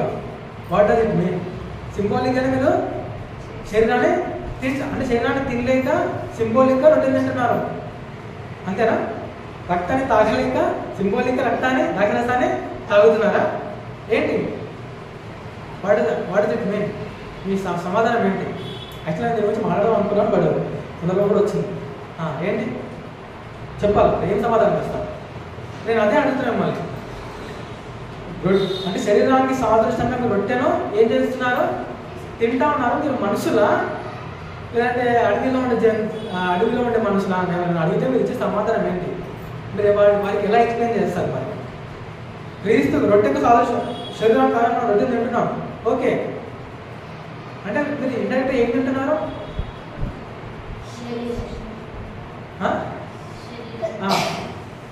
మీరు మరి ఏంటి అది? నల్లగొట్టబడిన శరీరం తింటున్నారా? రక్తం తాగుతున్నారు మీరు? ఏంటి జ్ఞాపకం? ఓకే, అంతే చెప్తున్నారు. కొద్దిగా చెప్తున్నారు. జ్ఞాపకం అని చెప్తా ఉన్నారు. రైట్. చూడండి, ఇక్కడ క్రీస్తు ఏమంటే మీ సమాధానం ఎట్లా ఉండాలంటే, పిమ్మట ఆయన ఒక రొట్టె పట్టుకొని కృతజ్ఞతలు చెల్లించి దాని గురించి వారికి ఇది మీ కొరకు ఇవ్వబడిన నా శరీరము, నన్ను జ్ఞాపకము చేసుకున్నటకు దీనిని చేయడని వారితో చెప్పాను. అంటే ఆయనను జ్ఞాపకము చేసుకోవడానికే దీన్ని మనం చేస్తున్నాం తప్ప ఆయన శిల్వ మరణాన్ని మనం జ్ఞాపకం చేసుకోవడానికి. ఇప్పుడు మనం పస్కా వాళ్ళు ఏం చేస్తున్నారు? పస్కాని ఏం చేస్తున్నారు? వాళ్ళు యేసుక్రీస్తు ప్రభు వారు దేవుడు ఇజ్రాయేల్ ప్రజలను ఐగుప్తు నుండి వారు బయటకు తీసుకొచ్చిన జ్ఞాపకాలను వాళ్ళు ఏం చేస్తున్నారు? పస్కాను జరుపుతున్నారు. అంటే ఇది చేస్తున్నప్పుడు వాళ్ళకి ఏం గుర్తుకొస్తుంది? మా దేవుడు బానిసత్వంలో ఉన్న మమ్మల్ని ఏం చేశాడు? విడుదల చేశాడు. అంటే పస్కా ఇప్పుడు జనరేషన్ వస్తూ ఉంటాయి అన్నమాట. ఇప్పుడు నేనున్నాను, తాత ముత్తాతల టైంలో ఏమైంది? దేవుడు ఐగుప్తు నుంచి తీసుకొని వచ్చాడు. ఇప్పుడు మా ఇంట్లో కూడా అదే ఆచారం జరుగుతూ ఉంది. నేను పుట్టాను మా ఇంట్లో. అమ్మ ఏంటి ఇది అంటే నేను వాళ్ళని అడుగుతాను, ఏంటి పండుగ అంటే ఏంటి యాక్చువల్ అని వాళ్ళని అడుగుతాను. అప్పుడు వాళ్ళు నాకేం చెప్తారు? వాళ్ళకి అప్పుడు ఏం చెప్తారు? మన దేవుడు, మన యెహోవా దేవుడు, మనము ఒకనొకప్పుడు ఎక్కడున్నాము? ఐగుప్తులో బానిసత్వంలో ఉన్నాము. అక్కడ నుండి బయట తీసుకొచ్చిన దేవుడు దానిని విముక్తిని మన జ్ఞాపకం చేసుకోవడానికి ఈ యొక్క పస్కాని ఏం చేయమన్నాడు? మాకు ఆచరించమని చెప్పాడు. అప్పుడు ఈ పిల్లవాడికి ఏమవుతుంది? ఇన్ఫర్మేషన్ ఏమైంది? పాస్ అయింది. అంటే దేవుడు బానిసత్వంలో ఉన్న మనలను, ఐగుప్తు బానిసత్వంలో మనల్ని ఏం చేశాడు? బయటికి తీసుకొచ్చి విముక్తి కలుగజేశాడు. దానికి జ్ఞాపకార్థంగా ఈ పస్కాను ఉంచాడు. అప్పుడు నేనేం చేస్తాను? నా పిల్లలకు కూడా చెప్తాను. అదే అన్నమాట. ఇక్కడ మనం చూసుకుంటే, సో నా శరీరము నన్ను జ్ఞాపకం చేసుకున్నట్టు దీనిని చేయుడని చెప్పాను. అంతే తప్ప ఆయన తిరుమని అర్థమైనా మీకు? ఆనాడు విడుదల దయచేసిన దేవుడు పస్కాను ఉంచాడు. ఎవరి ముంగట? ఇశ్రాయేలు ప్రజల ముంగట. అర్థమవుతుందా? ఎంతమందికి అర్థమవుతుంది? చేయలేదండి. ఆనాడు బానిసత్వంలో ఉన్న వాళ్ళను బయటికి తీసుకొచ్చిన దేవుడు అది జ్ఞాపకం ఉండాలని వారికి పస్కాను ఉంచాడు వారి బుద్ధుడ. ఈనాడు పాపంలో ఉన్న మనలను రక్షణలోనికి తీసుకొస్తున్న యేసుక్రీస్తు వారు ఏమని చెప్తా ఉన్నాడు? ఇది మీరు ఏం చేయండి? జ్ఞాపకం చేసుకోండి. నా శిలువ మరణం ఇది మీకు ఏం జ్ఞాపకం చేస్తుంది? మీరు ఇలా చేసినప్పుడల్లా నా శిలువ మరణం మీకు జ్ఞాపకం చేస్తుంది. అర్థమైందా? సింపుల్. నా శిలువ మరణాన్ని ఇది ఏం చేస్తుంది మీకు? ఇది నా శరీరం. అంటే నా యొక్క శరీరం మీ కొరకు ఏమైంది? కలవసిలలో దున్నబడింది, ఈడ్చబడింది, నలుగొట్టబడింది, ఉమ్మువేయబడింది, పిడిగుద్దులు గుద్దబడింది. ఇది మీకు జ్ఞాపకం ఉండాలంటే, నా శరీరం ఏ విధంగా అయితే మీ కొరకు దున్నబడిందో అది మీకు జ్ఞాపకం ఉండాలంటే మీరు ఇది చెయ్యండి. అంతే తప్ప నన్ను తినమనే అర్థము కాదు. అర్థమైందా? నన్ను తినమని అర్థం కాదు అక్కడ. అంతేనా కదా? ఇప్పుడు ప్రతి ఏటా వీళ్ళు పస్కాను ఆచరిస్తున్నారంటే ప్రతి ఏటా వీళ్ళు ఐగుప్తు నుంచి విడుదల వస్తున్నారు వీళ్ళకు కాదు. ఆనాడు దేవుడి జ్ఞాపకం, అది జ్ఞాపకం చేసుకోవడానికి వీళ్ళు ఇది ఆచరిస్తూ ఉన్నారు. ఇప్పుడు ఇది కొత్త నిబంధన. దేవుడు మనకు ఒక నిబంధన, ఇక్కడ ఒక వాళ్ళకి 6 అయితే ఇక్కడ ఇది మనకి ఈ రూల్ అనమాట. ఇప్పటి నుంచి ఈ రూల్ పాస్ అవుతుంది. ఇప్పుడు పస్కా ఆచరిస్తున్నామా? మనం పస్కాను ఆచరిస్తున్నామా? మనం ఏం ఆచరిస్తున్నాము? ఈ యొక్క రొట్టెను, ద్రాక్ష రసం మనం ఏం చేస్తున్నాము? ఆయన యొక్క శరీరానికి రక్తానికి సాదృశ్యంగా మనం దాన్ని ఆచరిస్తున్నాము. అది దాంట్లో ఉన్న అర్థం. ఇది అర్థమైంది కదా? ఎవరైనా వచ్చి మనం అడిగితే ఆనాడు వాళ్ళకు పాపం బానిసత్వం నుంచి బయట తీసుకున్న తర్వాత దేవుడు ఈ యొక్క పస్కాను మా జ్ఞాపకార్థంగా వాళ్ళకి చేయమని చెప్పాడు. ఇక్కడ క్రీస్తు కూడా మా కొరకు ఆయన ప్రాణం పెట్టాడు కనుక ఆయన యొక్క శరీరాన్ని, ఆయన రక్తాన్ని మేము జ్ఞాపకం ఉంచుకోవడానికి, మాకు జ్ఞాపకము కలగజేయడానికి ఇక్కడ మన పిల్లలు అడుగుతారు ఏంటి రొట్టె ఏంటి అని. మనం ఏమని చెప్తాము? క్రీస్తు యొక్క శరీరం అని చెప్తాం. క్రీస్తు శరీరం అంటే ఏంటి అసలు? ఎందుకంటే అప్పుడు మనం ఏం చెప్తాము? ఈ యొక్క క్రీస్తు శరీరమే మన పాపాలను ఆయన మీద వేసుకొని శిలువలో మన కొరకు ప్రాణము పెట్టడం చెప్తాం. మనం పొందవలసిన దెబ్బలు, మనం పొందవలసిన శిక్ష ఆయన పొంది మనకేమిచ్చాడో విడుదల ఇప్పుడు మనం అని చెప్పాలి. అదేవిధంగా ద్రాక్షారసం ఏంటి వాళ్ళు అడిగిన మనం ఏం చెప్పాలి? ఇది క్రీస్తు యొక్క రక్తము. ఏంటి క్రీస్తు రక్తము మనం తాగుతున్నాం అంటే అలా కాదు, ఇది క్రీస్తు రక్తం. మనం క్రీస్తు రక్తం మనం జ్ఞాపకం చేసుకుంటాం. ఎందుకంటే ఆ యొక్క రక్తం ద్వారానే మన పాపాలు ఏమయ్యాయి? కడగబడ్డాయి. అంతే తప్ప మనం రక్తం తాగుతున్నామని కాదు, లేదంటే క్రీస్తు శరీరము తింటున్నామని కాదు. అది జ్ఞాపకం ఉంచుకోవడానికి మనం ఇది చేస్తాం. అదేవిధంగా మనం చూస్తే మత్తయి సువార్త 26:27 కూడా మనకు అదే ఉంటుంది. ఒకసారి చూసుకుందాం. నేను చదువుతాను. మత్తయి చాప్టర్ 26 వర్స్ 28లో ఇది నా రక్తం అనగా పాప క్షమాపణ నిమిత్తము అనేకుల కొరకు చిందింపబడుచున్న నిబంధన రక్తం. అదే దేవుడు క్లియర్గా చెప్తున్నాడు, ఇది నా రక్తము. అంటే దేనికి సూచిస్తుంది రక్తము? దేనికి సూచిస్తుంది రక్తము? పాప క్షమాపణ నిమిత్తము అనేకుల కొరకు చిందింపబడుచున్న నిబంధన. అంటే మన పాపాల కొరకు ఈ రక్తం ఏమైంది? చిందింపబడింది. కాబట్టి దీని జ్ఞాపకం చేసుకోవడానికి మీరు ఈ యొక్క రక్తాన్ని ఏం చేయాలి? ఈ యొక్క ద్రాక్షరసాన్ని సాదృశ్యంగా పెట్టుకుని మీరు ఏం చేయాలి? తీసుకోవాలి, పుచ్చుకోవాలి. అంటే ఇది పుచ్చుకున్నప్పుడల్లా మీకు ఏం గుర్తుకు రావాలి?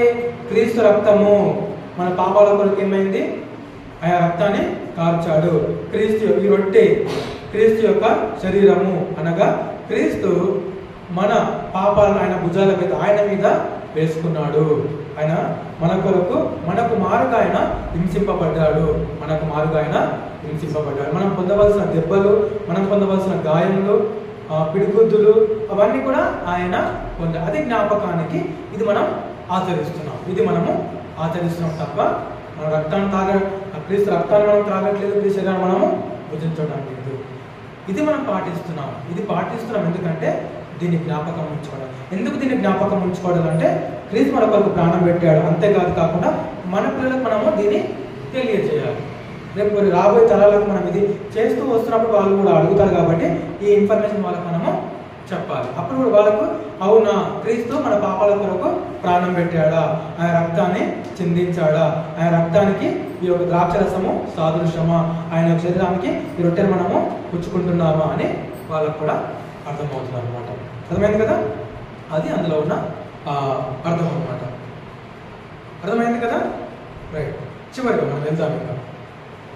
ఇంకా 9 అవ్వలేదు. నేను ఆల్మోస్ట్ 9 కొద్దిగా అటుగా ముగిస్తాను. దాంతో మనం చూసుకుందాం. నెక్స్ట్ యోహాను సువార్తకి వెళ్దాము 17వ అధ్యాయంలో.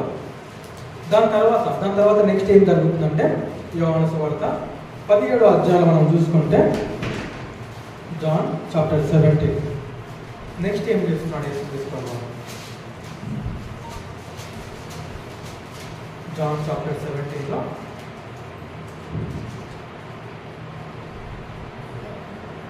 దానికంటే ముందు నేను 16వ అధ్యాయం 32 నుంచి చదువుతాను.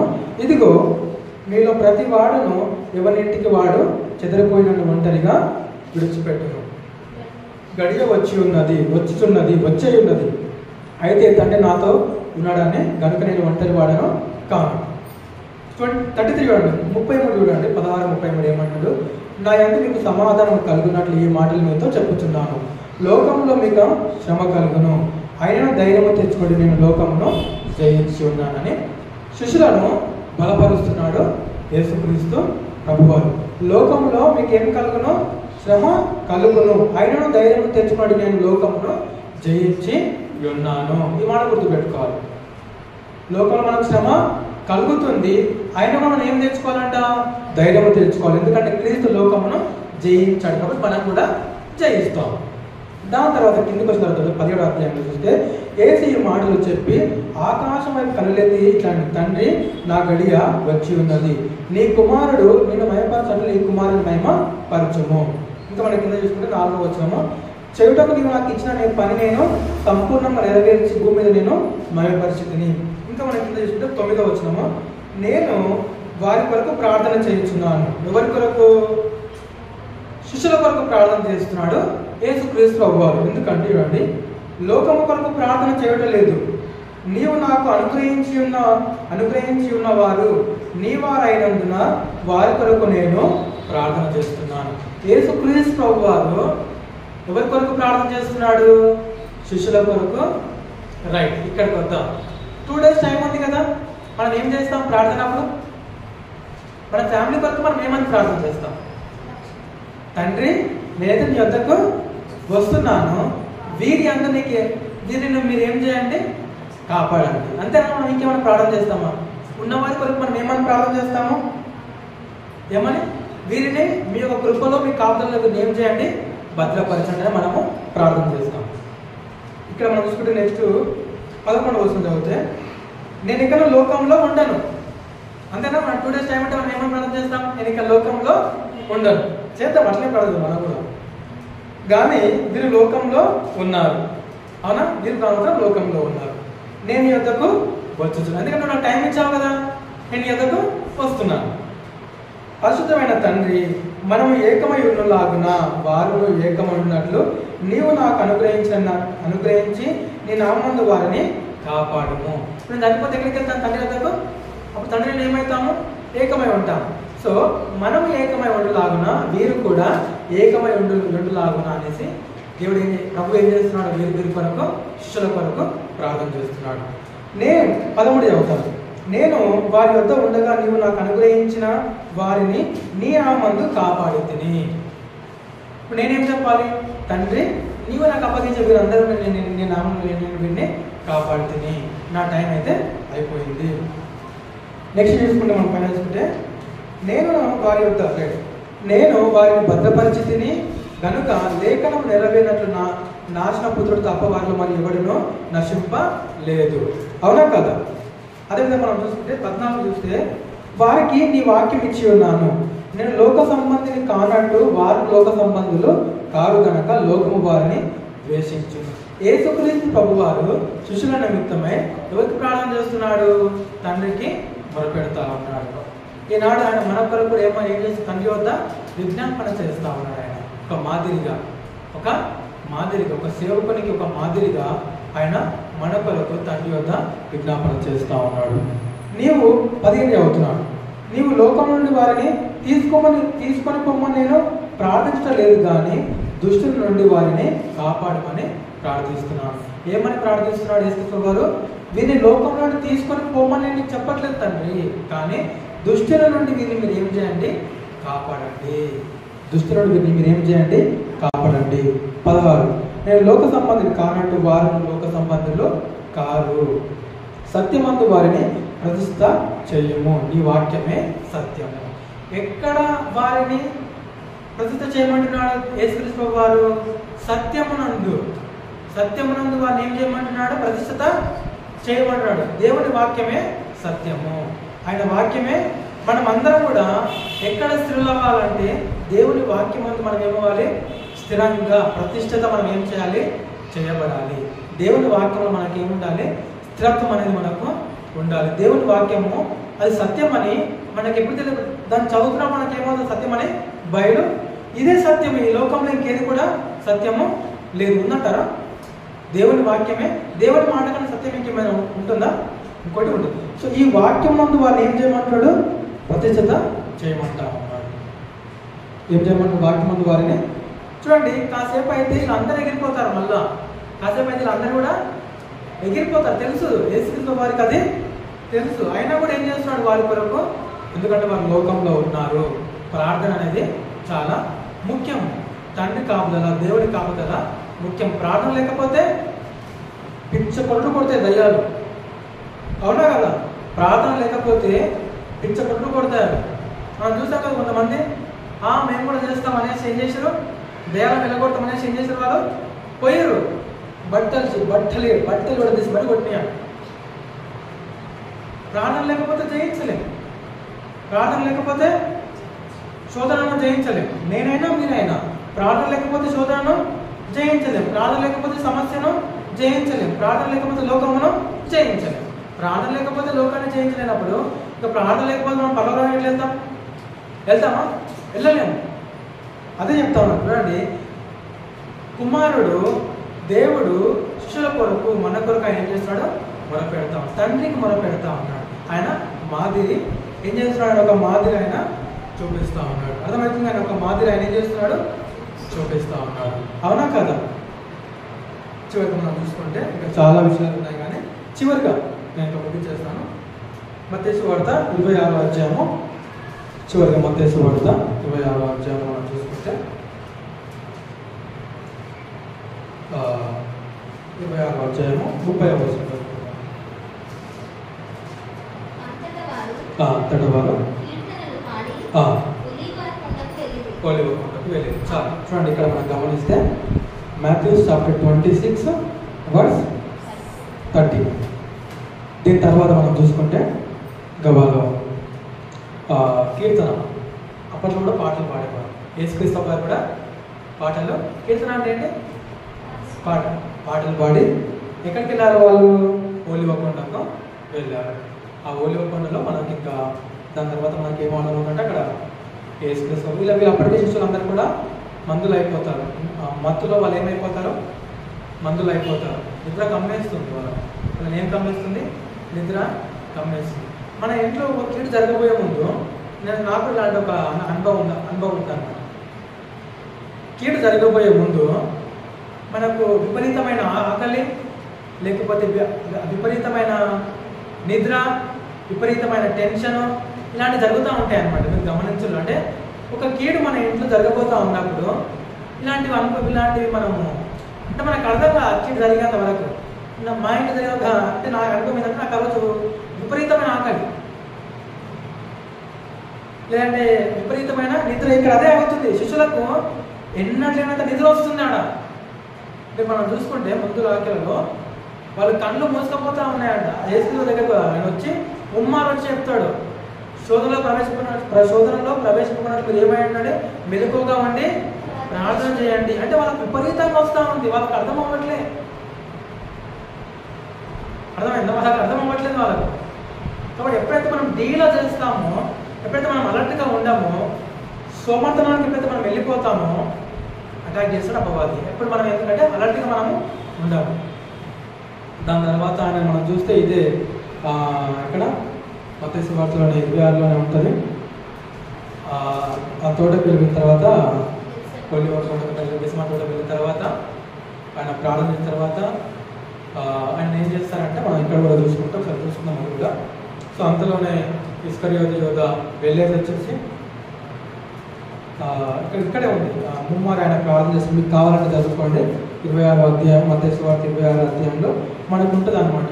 ఇస్కరియోతు యోధ వెళ్తాడు, 30 వెండి నాణాలకు ఆయనను అమ్మేస్తాడు, వాళ్ళతో డీల్ మాట్లాడుకుంటాడు, అక్కడికి వచ్చేసేస్తాడు. అప్పటికే యేసు గారు తోటలో ప్రార్థన చేస్తూ ముమ్మారు ప్రార్థన చేస్తాడు. తర్వాత సమయం వచ్చేసింది. ఈయన ఏమయ్యాడు? సరెండర్ అయ్యాడు. ఇక్కడ మనం గమనిస్తే ఆయనను పట్టుకొని పోయారు. చూడండి, ఇక్కడ ఒక మాట నాకు జ్ఞాపకం వస్తూ ఉంది.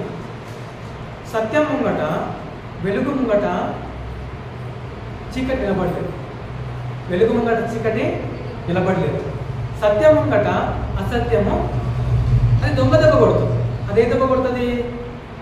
సత్యం ముంగట అసత్యం నిలబడదు కనుక దొంగ దెబ్బ కొడుతుంది. వెలుగు ముంగట చీకటి నిలబడదు కనుక దొంగ దెబ్బ కొడుతుంది. ముందుకెళ్ళి రాదు, అది వెనక్కి వస్తుంది. ఇక్కడ కూడా అదే జరుగుతుంది. మొన్న కూడా మనకు తెలిసిన సేవకుడు ఉన్నాడు కదా, పాస్టర్ ప్రవీణ్ గారు. చీకటి ఏం చేసింది? ఆయనను చీకట్లో యాక్సిడెంట్ అయింది. యాక్సిడెంట్ హత్య. ఎప్పుడైంది అది మనకు తెలుసు. హత్యనో అది యాక్సిడెంట్ హత్యనో మనకు తెలుసు. అది ఎప్పుడైంది? వాట్ ఎవర్ యాక్సిడెంట్ హత్యనో అది ఎప్పుడైంది? చీకటిలో అయింది. సత్యం ముంగట అసత్యం నిలవలేదు. దానికి భయం అన్నమాట. అది భయం కాబట్టి ఏం చేస్తుంది? చీకటిలో వెనుక నుంచి దెబ్బ కొడుతుంది. చేత కాదు దానికి చేత కాదు. వెలుగు ఇక్కడ క్రీస్తు ఏమైనాడు? వెలుగు అయినాడు. వెలుగు ఆయన అంటాడు, నేను ప్రతిరోజు మీ దేవాలయంలోనే కదా నేను ఏం చేస్తాను, బోధిస్తున్నాను. అర్ధరాత్రి వచ్చారా నా దగ్గరికి. చీకటికి భయం. చీకటి వెలుగులో వేస్తే ప్రభువాన్ని ఏం చేయలేదు. అది దొంగ దెబ్బ, అది తీస్తాం. ఇంకొకటి మొన్న కూడా అజయ్ బాబు ఎప్పుడు ఆయన అరెస్ట్ చేశారు? నైట్ ఏమైంది? మార్నింగ్ ఏమైంది? టైం లేదా? బిజీయా? మీటింగ్స్ ఉన్నాయా? అంటే ఇలా చెప్తే తప్పు అనుకోవద్దు. కానీ సత్యము కూడా అసత్యము, దీనికి నేను చెప్పేది ఒకటే, సత్యము కూడా అసత్యము నిలబడదు. ఇప్పుడు నన్ను ఎవరైనా దెబ్బ కొడాలంటే ముందుకెళ్ళి రారు. ఎక్కడి నుంచి కొడతారు? వెనక్కి వెళ్ళి కొడతారు. సత్యం మాట్లాడితే అసత్యానికి నచ్చదు. మనకిచ్చిన పని ఏంటి? సత్యం. మనం ఎక్కడ స్థాపిత అదే అంటున్నాను. మనం ఎక్కడున్నాం? మనము సత్యవంతు, మనము ప్రతిష్ఠిత చేయబడిన వారం కనుక మనల్ని దెబ్బ కొట్టాలంటే ఎప్పుడు దెబ్బ కొట్టాలి? వెనక నుంచే కొట్టాలి. ముందు నుంచి కొట్టలేము అన్నమాట. ముందు నుంచి కొట్టలేదు మనం. ఎక్కడి నుంచి కొట్టాలి? మనల్ని వెనక నుంచే కొట్టాలి తప్ప ముందు నుంచి వచ్చి కొట్టేంత వాళ్ళకు సత్తువ లేదు. గుర్తుపెట్టుకోవాలి. చాలా మంది చనిపోయారు. చాలా మంది ప్రభు కొరకు చనిపోయారు. అవునా కదా? పేతురు అంటాడు, పేతురు కూడా తెలుసు ఆయన ఎప్పుడు చనిపోతాడు. పేతురు కూడా తెలుసు, యోహాను కూడా తెలుసు. ఏ యోహాను? బాప్తిస్మా యోహాను కూడా తెలుసు. అపోస్తలుడు పౌలు కూడా తెలుసు ఆయన ఎప్పుడు చనిపోతాడు. ఈ 11 మంది శిష్యులు కూడా తెలుసు వాళ్ళు ఎప్పుడు చనిపోతారు. తెలియదా? పట్టుకొచ్చి చేసేసారు లోపల. రేపు పొద్దున వాళ్ళు ఏమైపోతారు? చనిపోతారు. సత్యమందు అసత్యము నిలవలేదు. పేతురు అంటున్నాడు, క్రీస్తుని ఎలా సిలువేశారు? ఇలా సిలువేశారు కదా, నేను యోగుడని కాదు, నన్ను ఉల్టా సిలువేయండి. ఎందుకంటే నేను ఆయన అంత ధన్యుడని నేను కాదు. అంటే ఈయన ఏం చేస్తున్నాడు? మరణాన్ని భయపడతామట. సత్యము మరణానికి భయపడదు. ఎవరు భయపడతారు? అసత్యం మరణానికి భయపడతారు, సత్యం మరణానికి భయపడదు. పౌలు గారిని అడగాలి, నేను ఎట్లా చంపాలన్నా? అందరి మధ్యలో అతను నరికేయండి. ఎందుకు? సత్యం అది. సత్యం ఏం చేస్తుంది? లోపలిలో ఏ సత్యం దాచుకొని ఉండదు. సత్యం ఏమవ్వాలా? ప్రకటింపబడుతుంది. సత్యము ప్రకటింపబడుతుంది, అసత్యము లోపల ఉంది. అసత్యం బయటికి రావాలా? భయపడుతుంది. తెస్తారా? బయటకు తెస్తురా? అసత్యాన్ని బయటికి తెస్తురా? తేవట్లే. బైబిల్ ఒకటే ప్రకటింపబడుతుంది, వేరే ప్రకటింపబడుతున్నాయా? బైబిల్ ఒకటి ఏమవుతుంది? ప్రకటింపబడుతుంది, వేరేవి పడట్లేదు. బైబిల్ మీద జరిగిన యుద్ధాలు దేశాల మీద కూడా జరగలేవంట. బైబిల్ మీద జరిగిన యుద్ధాలు దేశాల మీద కూడా జరగలేవంట. అంటే సత్యం మీద ఏమవుతుంది? సత్యం మీద యుద్ధం అనేది జరుగుతుంది.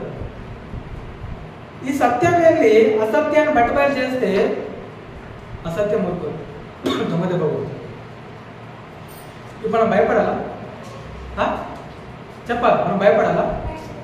సత్యం మనము, అసత్యానికి మనం భయపడాలా? భయపడే అవసరం లేదు. ఎందుకు? సత్యం ఎక్కడున్నా వెలుగు, ఎక్కడున్నా వెలుగే, చీకటికి పోతూ లేదు. చంపేశారు, యాక్సిడెంట్ అయింది, భయపడాలా? అవసరం లేదు. మనం చంపుతారు, యాక్సిడెంట్ చేస్తారు, భయపడదామా? యేసుక్రీస్తు భయపడ్డారా? శిష్యులు భయపడ్డారా? సత్యం భయపడుతుందా? సత్యం భయపడదు, అసత్యం భయపడుతుంది. సో మనం భయపడుతున్నామంటే మనలో ఏం లేనట్టు? అసత్యము, సత్యము లేదు. అర్థమైంది కదా? ఒక్కసారి ఇంతవరకు మనం కొన్ని మాటలు మనం జ్ఞాపకం చేసుకున్నాము. మొదటి ఏం జరిగింది? ఆ రోజు యేసుక్రీస్తు పస్కాను ఆచరించాడు. ఆయన పస్కాను ఆయన ఆతుర కలిగి ఉన్నాడు. ఎందుకంటే ఇది ఒక్కటే, ఇంకా శిష్యులతో గడిపేది ఇది ఒకటే రాత్రి. ఇంకా వీళ్ళు ఏమైపోతారో లోకంలోనికి, నా కొరకు వాళ్ళు ఏమైపోతారో, నేను వాళ్ళతో సహవాసం కలిగి వాళ్ళు ఎన్నో ఎట్లా ఉన్నారంటే క్రీస్తు మీద డిపెండ్ అయి ఉన్నారు. క్రీస్తు మీద వాళ్ళు డిపెండ్ అయి ఉన్నారు. చిన్న పిల్లలు ఎక్కున్నారు ఆయన ముంగట వాళ్ళు. చిన్న పిల్లలు ఇప్పుడు తల్లి 10 మంది పిల్లలు ఉన్నారనుకోండి, ఎలా ఇస్తున్నా చనిపోయేటప్పుడు ఎలా వాళ్ళకి ఏమేమి చెప్పాలి అవన్నీ చెప్పేసేసి తల్లి వెళ్ళిపోతుంది. సో ఇక్కడ కూడా క్రీస్తు ముందు వాళ్ళు చిన్నపిల్లలు ఉంటారు. వాళ్ళిద్దరు వాళ్ళకి జరగబోయేది వాళ్ళకి అర్థం అవ్వట్లేదు, వాళ్ళు వచ్చే ఉగ్రత వాళ్ళకు. కానీ దేవుడు క్రీస్తు ప్రార్థన చేశాడు తండ్రికి, వాళ్ళకి కావాల్సిన పరిశుద్ధాత్మ శక్తిని పంపించాడు ఆయన. అర్థమైందా? విడిచిపెట్టలేదు, ఒంటరిగా ఏనాడు వారిని విడిచిపెట్టలేదు. మనల్ని కూడా ఆయన ఏనాడు కూడా ఒంటరిగా విడిచిపెట్టలేదు. అసత్యం మనం దొంగదెబ్బ తీర్చమో కానీ అంత తప్ప అంతకించి అది మనల్ని చేయలేదు. మనం చూసుకున్నాం కదా, శరీరాన్ని చంపడానికి మనం భయపడాల్సిన అవసరం లేదు. కానీ ఈ శరీరాన్ని, ఆత్మను అగ్నిగుండంలో పడేవి కానీ మనం ఏం చేయాలి? భయపడాలి. అది సత్యం, అది అసలు, అది సత్యం. ఇక్కడ మనం చూసుకునే క్రీస్తు ఆయన ఎంతో మాదిరిగా ఉన్నాడు. మాదిరిగా ఉన్నాడా లేదా? మాదిరిగా ఉన్నాడు. ద్రోవులను కూడా ఆయన ప్రేమించాడు. మనం చూసుకుంటే ఇక్కడ మనం గమనిస్తే మొదటిది ఏంటిది చెప్పాలి ఇక్కడ? మొదటిగా పస్కాను ఆయన శిష్యులతో కలిసి ఆచరించాడు. రెండవది ఏంటి? శిష్యులకు కాలు కడిగాడు. దానికంటే ముందు ఇస్కరియోతు యూదా ఆయన కూడా ద్రోహంగా మనం చేసిన మోసం చేసిన కూడా ఆయన ప్రేమించాడు. ఇంకొకటి ఏంటి? ఫోర్త్ దానికి అర్థమేంటి తెలుసు కదా? అర్థమేంటి? ఇలా ఎవరైనా అడిగితే దానికి అర్థం అదే చెప్పాలి. నెక్స్ట్ ఏంటి? పాట పాడుతూ ఆయన ఒలివ కొండకు శిష్యుల కొరకు ప్రార్థన చేశాడు. తర్వాత ఒలివ కొండకు వెళ్ళాడు. తర్వాత ఆయన అప్పగిస్తారు. తర్వాత ప్రధాన యాజకుడైన ఎవరి యొద్దకు, కయప యొద్దకు ఆయన తీసుకెళ్తారు. అక్కడ విచారణ జరుగుతుంది. దాని తర్వాత మళ్ళీ ఎర్లీ మార్నింగ్ మనం చూసుకుంటే ఇదే 26వ అధ్యాయంలో ఉంటుంది. ఎర్లీ మార్నింగ్ పిలాతు యొద్దకు ఆయన తీసుకెళ్తారు. మనం రేపు మనకు 7 మాటలు ఉన్నాయి కాబట్టి ఎర్లీ మార్నింగ్ ఏమైందంటే మనము రేపు చూసుకుందాం. అర్థమైంది కదా? దేవుడి వాక్యాన్ని దీవించి ఆశీర్వదించిన దాకా చివరిగా ప్రార్థన చేసుకుంటాము. మన మధ్యలో లాగా ఉన్న చివరిగా ప్రార్థన చేస్తాడు. తర్వాత మన దైవాశ్రమంతో సెలవు తీసుకుంటాం. ప్రార్థన చేసుకుంటాం.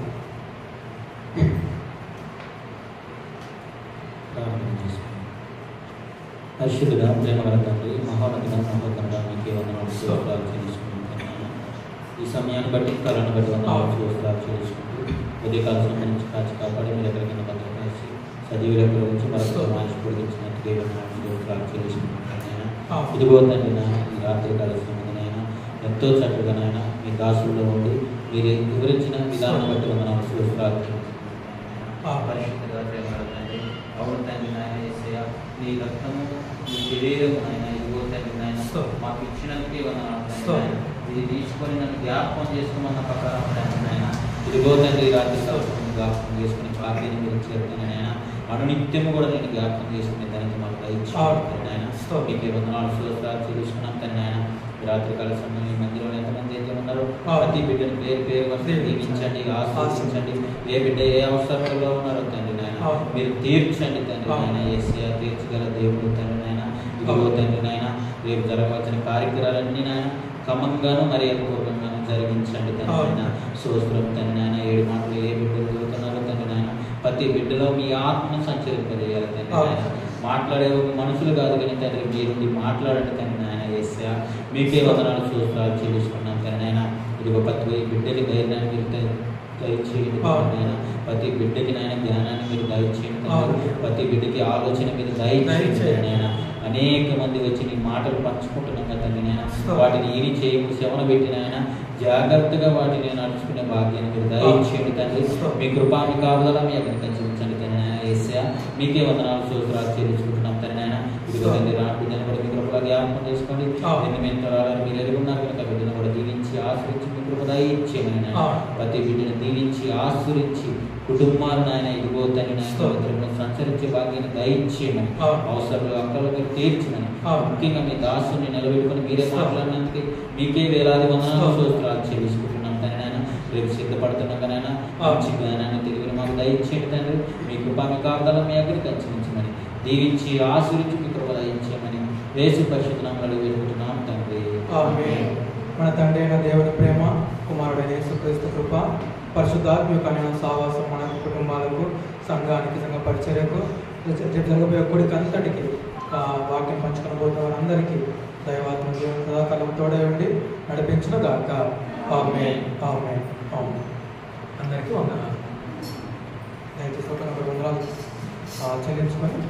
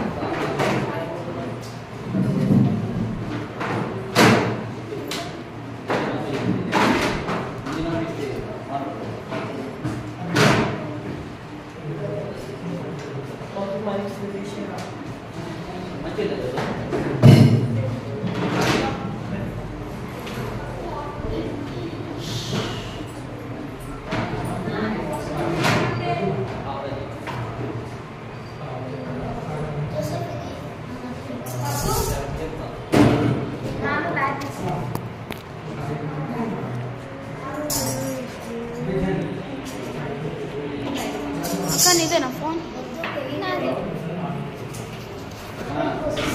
వేడిగా అయ్యింది. అందులో ఫోన్ పోవచ్చు ఉంటుంది బ్యాగులో.